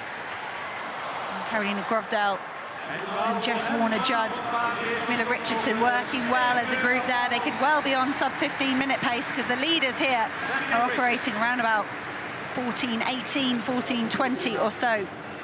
Nyaga for the first time just struggling perhaps to keep up with the blue lights. And Rengerek bang on the green lights, that's where she wants to be. Well, you sense that the likes of Rengerek and the young Ethiopian just behind her have just got plenty in reserve here. 68.91. It has slowed a little bit through 1,800 metres. And the pacemaker is being passed now by Rengerek. Nyaga is perhaps struggling to keep with this pace. And Isa, the young Ethiopian, is just leading the charge for the rest of the pack behind her. So Rengerek pushing on here. We're just coming up on the 2-kilometre mark here. Pacemaker is going to try and extract herself from this group. Katema running well in third place as well. But Rengerek looking well on pace for that meeting record. And she is. She's a second underneath the required pace. It's 5:43 at 2 kilometres. Sam Kendrick in a little bit of trouble here, not for the first time this evening. The bar at 6:02, third attempt. No. Not surprising, he is improving. The last time he cleared 6 metres was back in 2019. That's 4 years ago now, of course, and obviously the catalogue of injuries and contracting COVID that we mentioned earlier on has really taken its toll. So this is very much Sam Kendrick's rebuilding his form in his career. He won't be disappointed at all with his efforts this evening. Another 5:92 success to go with his 5:95 in Zurich. There are signs that Sam Kendricks is coming back, and of course we've got Olympic year next year. This is all about the athletes getting in the best possible shape. Obviously there's the off-season to come, but the more he can achieve this season, the more that will give Kendricks great heart going into Paris next year. But he ends up in second place. So the pacemakers have stepped aside. That leaves Lilian Rengerek of Kenya as the pacemaker for the rest of the athletes. She's leading the race at the moment, though. Very good 2:51 first kilometre, 2:52 for the second one. But now it is down to these women to try and push each other. So first mention for Tigist Katema of Ethiopia. She's slotted there into third place. She's the African under-20 champion from a few years ago. Actually had as a world junior medal over 800 metres. Such is her depth, her range. And this group, they're working well together, but they have let the lights go. And that could turn this into a bit more of a tactical affair. Keep your eye on the likes of Elise Cranny. She's done a very fast 1,500 metres, as has Nozomi Tanaka, the Japanese athlete, right at the back. At the moment, they've slowed there to 72-second lapping. They've gone from 68 for most of the first couple of kilometres to 72. And they're happy to let Rengerek just lead the rest of the field. They're bunching behind, and I wonder whether they're just going to let the Kenyan athlete tick off these laps and then launch a bit of an attack as we get into the final kilometre. There is that sense, isn't there? Certainly from the body language of Isa there, who's just very content just to be in the slipstream of Rengerek, who just moves aside and says, OK, I've done my hard work, you have a go, come on. I think we should share the load here. And I think the message was very, very clear there. Elise Cranny, you mentioned, in the white, just, about 5 places back, was 9th in the World Championships, ahead of Rengerek back in Budapest. So she'll know that she has got the measure of the athlete in second place at the moment, but still plenty of this race to go. There is, and Isa checking her watch there, the young Ethiopian at the front, but she's not run that many races at this level. And when you're trying to match up that internal feedback, how do I feel? Should I feel this easy? Should I be leading a Diamond League? And you're looking at your watch, trying to figure out what all the different splits mean. Here they are through 3 kilometres, and it's slowed to 2:59 for their third kilometre. Still 8:43 on the clock. That's kind of respectable. But that meeting record of Almaz Ayano is just drifting away here for these athletes. It's going to turn into a bit of a foot race. Elise Krani moving herself up into 5th place. Nozomi Tanaka as well going with her. And there's the young Ethiopian at the front, perhaps turning the screw back towards the 70-second lapping, maybe a shade underneath. Yeah, we could get a bit of an injection of pace as we get towards the final 3 laps or so. Krani, don't underestimate and don't write her off just yet. She finished really strongly in Budapest. She was the highest finisher from the US. As we go back to the men's pole vault, 3rd attempt, final attempt for Ernest John Obiena to try and convert 3rd place into 2nd and go ahead of Sam Kendricks. No, not even close for Obiena. And again, just the sense it's a long, grueling season, starting to catch up with 1 or 2 of these vaulters. Apart from Duplantis, of course, who is, by all accounts, superhuman. He just keeps going and going. The batteries are still very fresh. But Obiena will have to settle for 3rd place here in Brussels, having taken silver in Budapest. So Kendricks in 2nd, Obiena in 3rd, Chris Nielsen coming home in 4th place, and Duplantis top of the pile, having yet to fail. And the bar is now just been confirmed, going up to 6:10. 6:10. So this group has just been whittled down to 3 athletes. Alamashiti of Ethiopia, the 3rd one. She's made the group here. And Nozomi Tanaka of Japan is trying to work super hard to stay involved. She's got a personal best under 4 minutes for 1,500 meters. I mentioned that new national record she set in Budapest of 14:37. I think she's operating faster than that at the moment, the Japanese woman, just trying to bridge the gap back to the first 3. Isa Rengerek and Al-Mashiti. They still let those green lights disappear away down the track. As they look up now, they will see 3 laps to go. That'll be a very welcome sight for these athletes. Isa has been the long-term leader here. They are back down to 70 seconds. They're going to hit the 4-kilometre split on the back straight. It's slowed ever so slightly, a 2:51, a 2:52, and then a 2:59 through 3 kilometres. We'll get our first look here at whether the 18-year-old is in the driving seat here. Rengerek looks content, looks relaxed, just staring into the back of the Ethiopian here, letting the youngster do all the work. Well, there's definitely been an injection of pace, and I think the racing is back on now.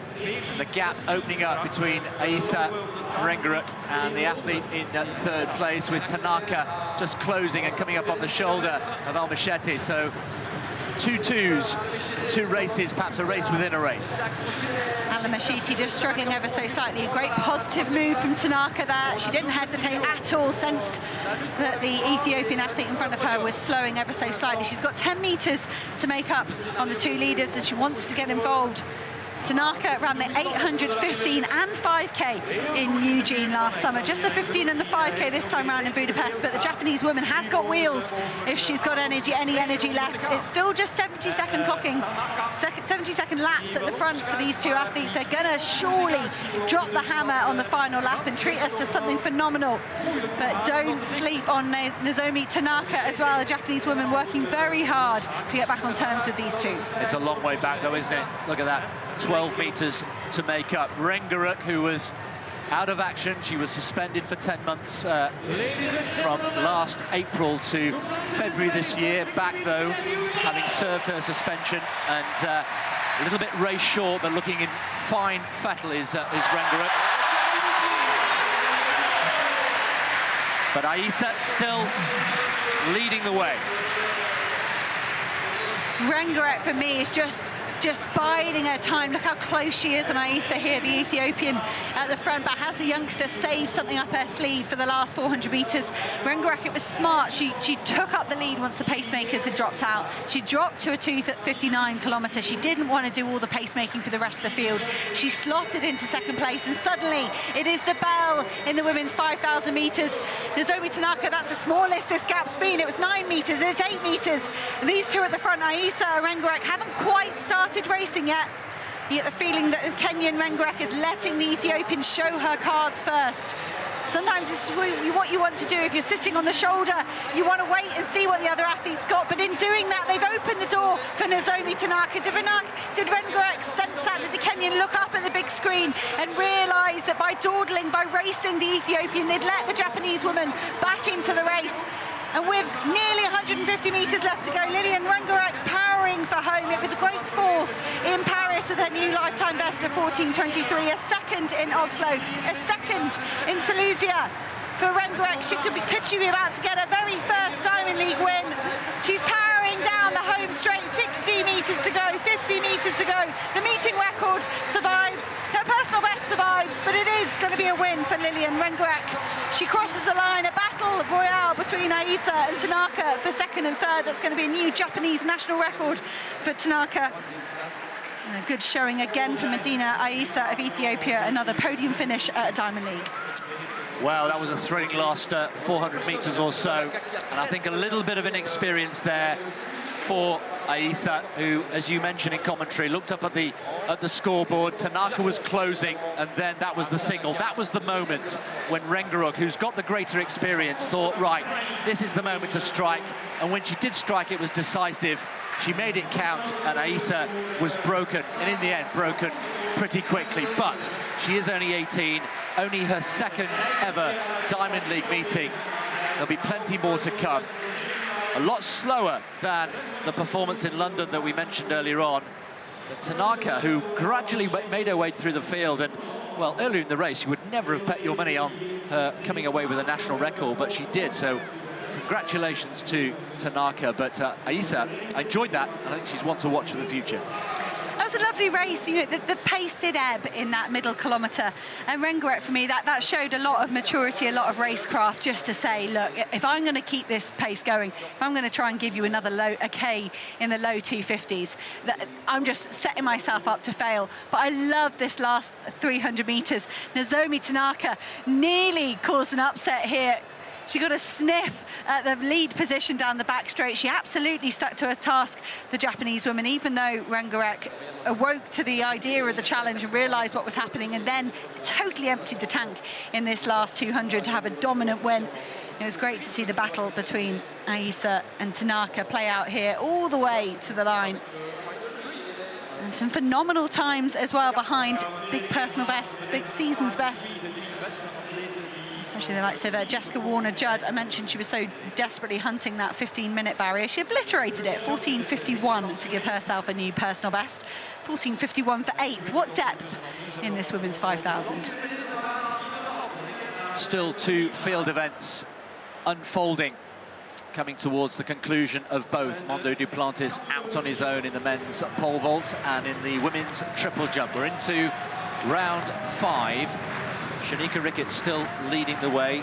Marina Beck-Romanchuk in hot pursuit. Lying in second place, trying to improve on 14:50.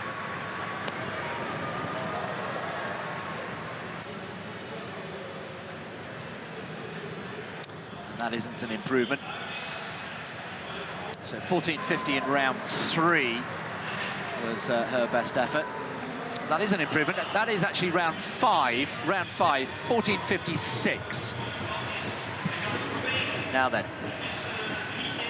Mondo Duplantis has the competition wrapped up. He's chosen to put the bar at 6:10 next.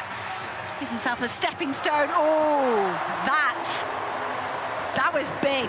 That was a 6:10. Sometimes we get treated to these graphics where they give you the gap they are over the bar. But watch the replay here for Duplantis, because that was a big, big clearance at 6:10. And I think he saves all these technical elements, these cherry on the top of the cake tweaks that he can do until he's at these heights. And it just really comes into his own and shows all that technical prowess. Well, that happened just a few minutes ago, and the crowd absolutely erupted. Brilliant noise inside the King Baudouin Stadium. 6:10 matches what he jumped in Budapest at the World Championships. And we asked the question earlier on, does he look as though he's in the mood to have a pop at the world record? And I think he does. He's smiling. The weather is still warm. Good conditions here. 6:23, remember, would be the new world record height. 6:22 is the current world record. That's a meeting record, by the way, Hannah, isn't it? 6:10, beating his own 6:05 that he set here a couple of years ago. Does he look as though he's in the mood for a world record to you? I think so. He had a go at 6:23 at the World Championships. It wasn't awful. Each attempt got a little bit better, and you've got to just try these things over and over again. And we were talking, Chris, before we came on air.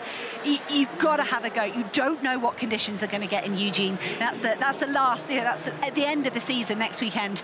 But you don't know. It'll be a bit earlier on in the day. There's likely to be a bit more wind. Does it get any better than the conditions we've got tonight? Possibly not. We'll find out next weekend. Deep in conversation with Ben Broeders, who is his training partner now. They've been working together for a little while. Ben Broeders, as we mentioned, also the partner of Femke Bol. So it's all very happy families here in Brussels this weekend. You mentioned the very good attempt in Budapest. He followed it up with 2 better attempts in Zurich a week later. So he feels as though the momentum is there. He's got it. And I think he will jump on here from 6:10. Crowd away to our left. They've got Mondo Duplantis all to themselves. Fantastic crowd at that end of the stadium. Of course, all the other pole vaulters have stayed, as they always do. Nobody has left, even though Mondo is the last man standing. Little bit of encouragement from his good friend, Ben Broeders. Women's triple jump still coming on, and we still have one more event on the track, the men's 400 meters, to conclude the evening here in Brussels.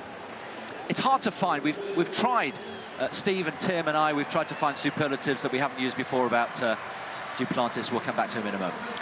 5th round for Kimberly Williams of Jamaica, made her 8th global final in Budapest, finishing in 7th place despite horrific injury issues this season. Kimberly Williams has been around for so long. She does identify as 25 years old, though. She always reminds me of that. Williams here looking for an improvement on some of her earlier efforts. 13.70, her best in the 4th round. Series of valid efforts. Okay, 2000, round 2 and round 3. And she found something a bit better here in the 5th round. She's just trying to nudge herself up the leaderboard. And she does, 13.96. Just leapfrogs her ahead of Ottavia Cesternado of Italy. That would be Williams' highest Diamond League finish this season. Big gap on the board there for Williams as well. Be interesting to see if she gets any more opportunities to compete this season. The standings in the Diamond League road to the final are kind of open. There are spots there for athletes. There'll be some points on the board here for Williams, but a nervous wait through the week to see if that's enough to get her to the Diamond League final. So, enter stage left. Mondo Duplantis prepares for his first attempt of the evening at what would be a new world record. 6:22, the crowd will play their part. He's got them eating out of his palm here. They will clap to his rhythm, and they will only start when he asks them to do so. They know the drill. A reminder, 6:22 is the world record, set indoors in Clermont-Ferrand at the start of this year. 6:21 is his outdoor record, but for record purposes, they are combined. No distinction is made. Now, the clapping starts. The soundtrack to what could be a little bit of history here in Brussels. 6:10 already in the back pocket. 6:23. History beckons. No. He felt it early on and almost aborted. His 2 efforts in Zurich were much better. Do not underestimate how difficult and complex this discipline is. Part ballet, part gymnast, part high jumper. And you have to be super quick on the runway as well. Mondo Duplantis repeats that again and again. The faster you are on the runway, the more chance you have of clearing the bar. Well, sometimes you do have to get your eye in a little bit as that bar goes up. Mondo Duplantis will have 2 more attempts, but we're into the final 3 for the women's triple jump. as has been the format all season long. The athlete qualified as first place, Shanika Ricketts. She will jump first, followed by Marina Beck-Romanchuk, and then Tia Lafond of Dominica. So Ricketts on the runway at this stage in her career to have surpassed the 15-metre mark for the first time. It was a delight to watch. And Ricketts, I mentioned, she's so often so focused, so serious. And then suddenly there was an outpouring of emotion. And she realised that she'd broken that barrier. It's only 3 centimetres further than she's ever done before, but it will feel like a world of difference. I think that might have been perhaps over the board for Ricketts. Been 2 passes as well, round 4, round 5, so she's been sat out for a while. So 15 metres, 1 centimetre, that is the target for Beck-Romanchuk and Lafond.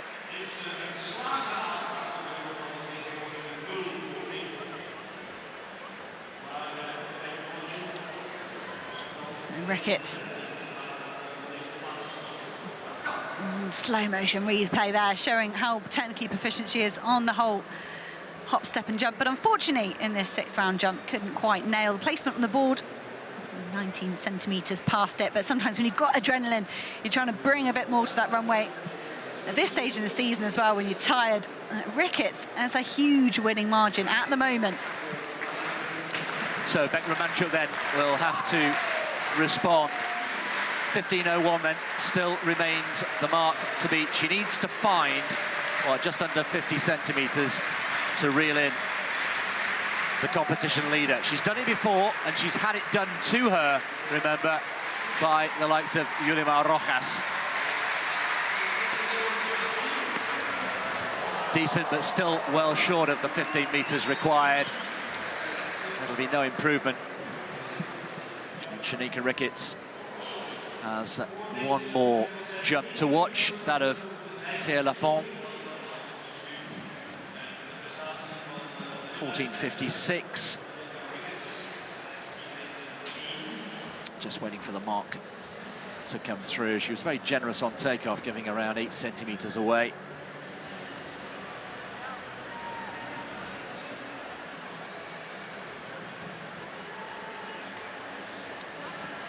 Still waiting for that mark to come through.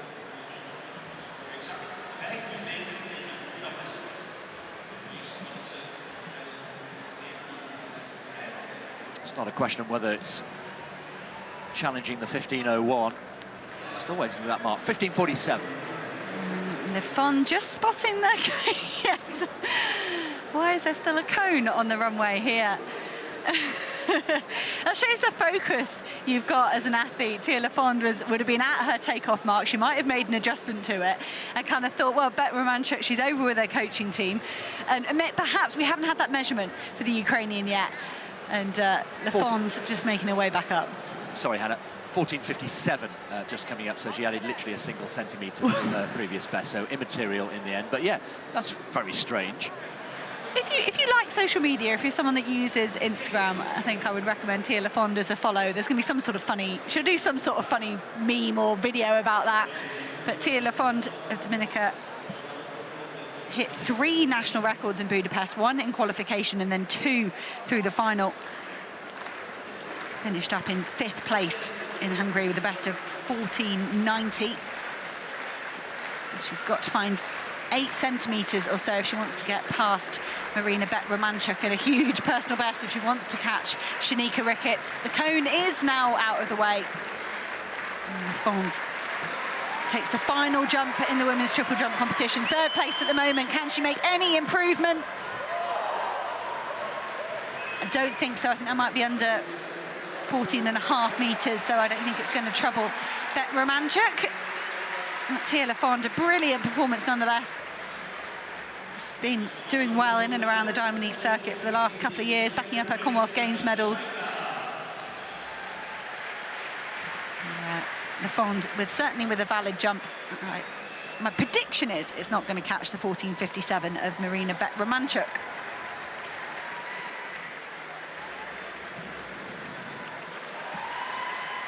Nice on the board, just 4 centimetres.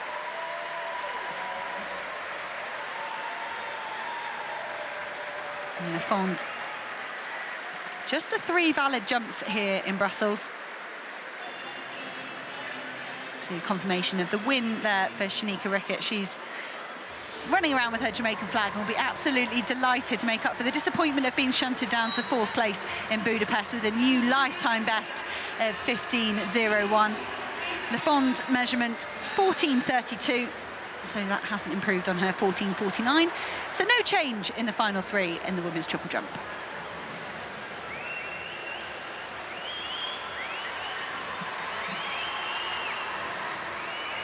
So confirmed results, Dirk Hatch holding on to 3rd place, Kimberly Williams pushing herself up into 5th place there with 13.96. And so to the final action on the track of the evening here in Brussels. It's the men's 400 metres, the quarter milers, and sadly we've lost Matthew Hudson-Smith, the world silver medalist, for reasons not confirmed, but he has been very fragile this season, nursing lots of injuries. So from the outside, Gilles Biron from France goes in 8, Leongo Scotch from Botswana in 7, Ingvaldsen from Norway, Håvard Bengdal Ingvaldsen, the European under-23 champion, goes in 6.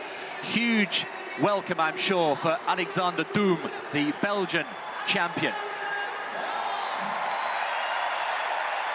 Ran a personal best in Budapest, reached the semi-finals. He'll have the Belgian national record, I'm sure, in his sights. Rasheed McDonald, the Jamaican record holder, 3rd in Xiamen last weekend, the 3rd fastest in the world this year. He's in 4.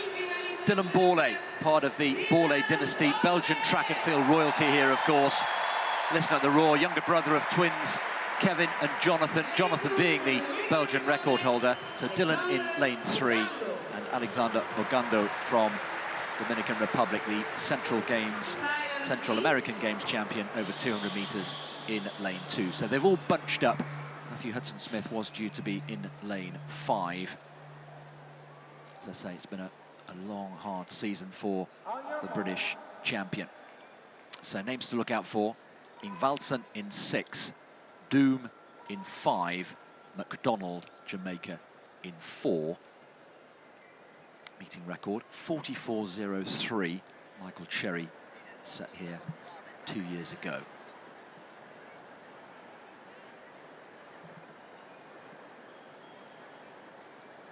Last action on the track of the evening, men's 400 metres.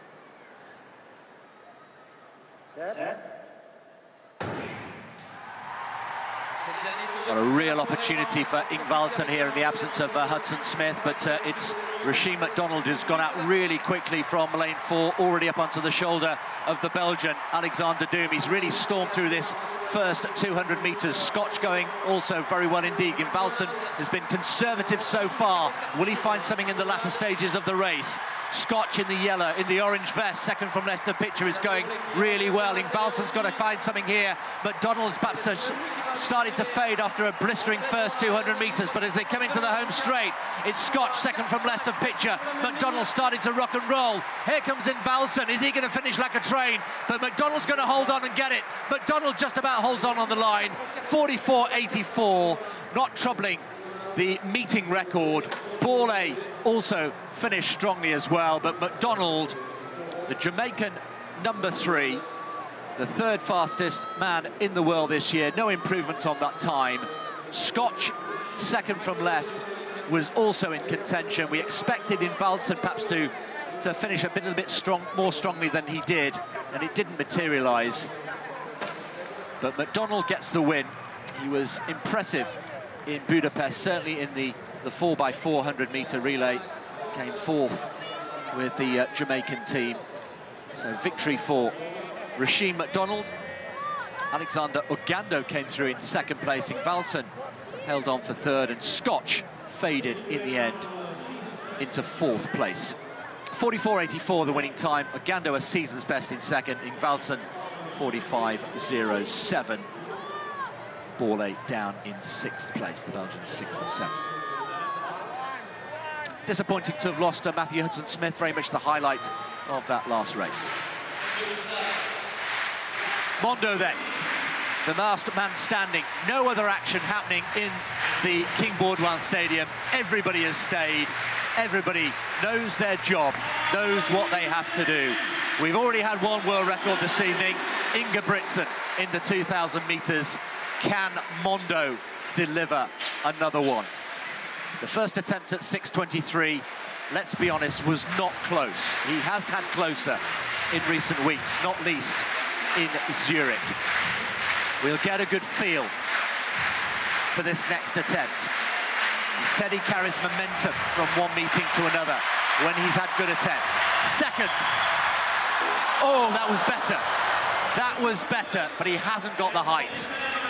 That's the frustration I'm sure he's telling himself.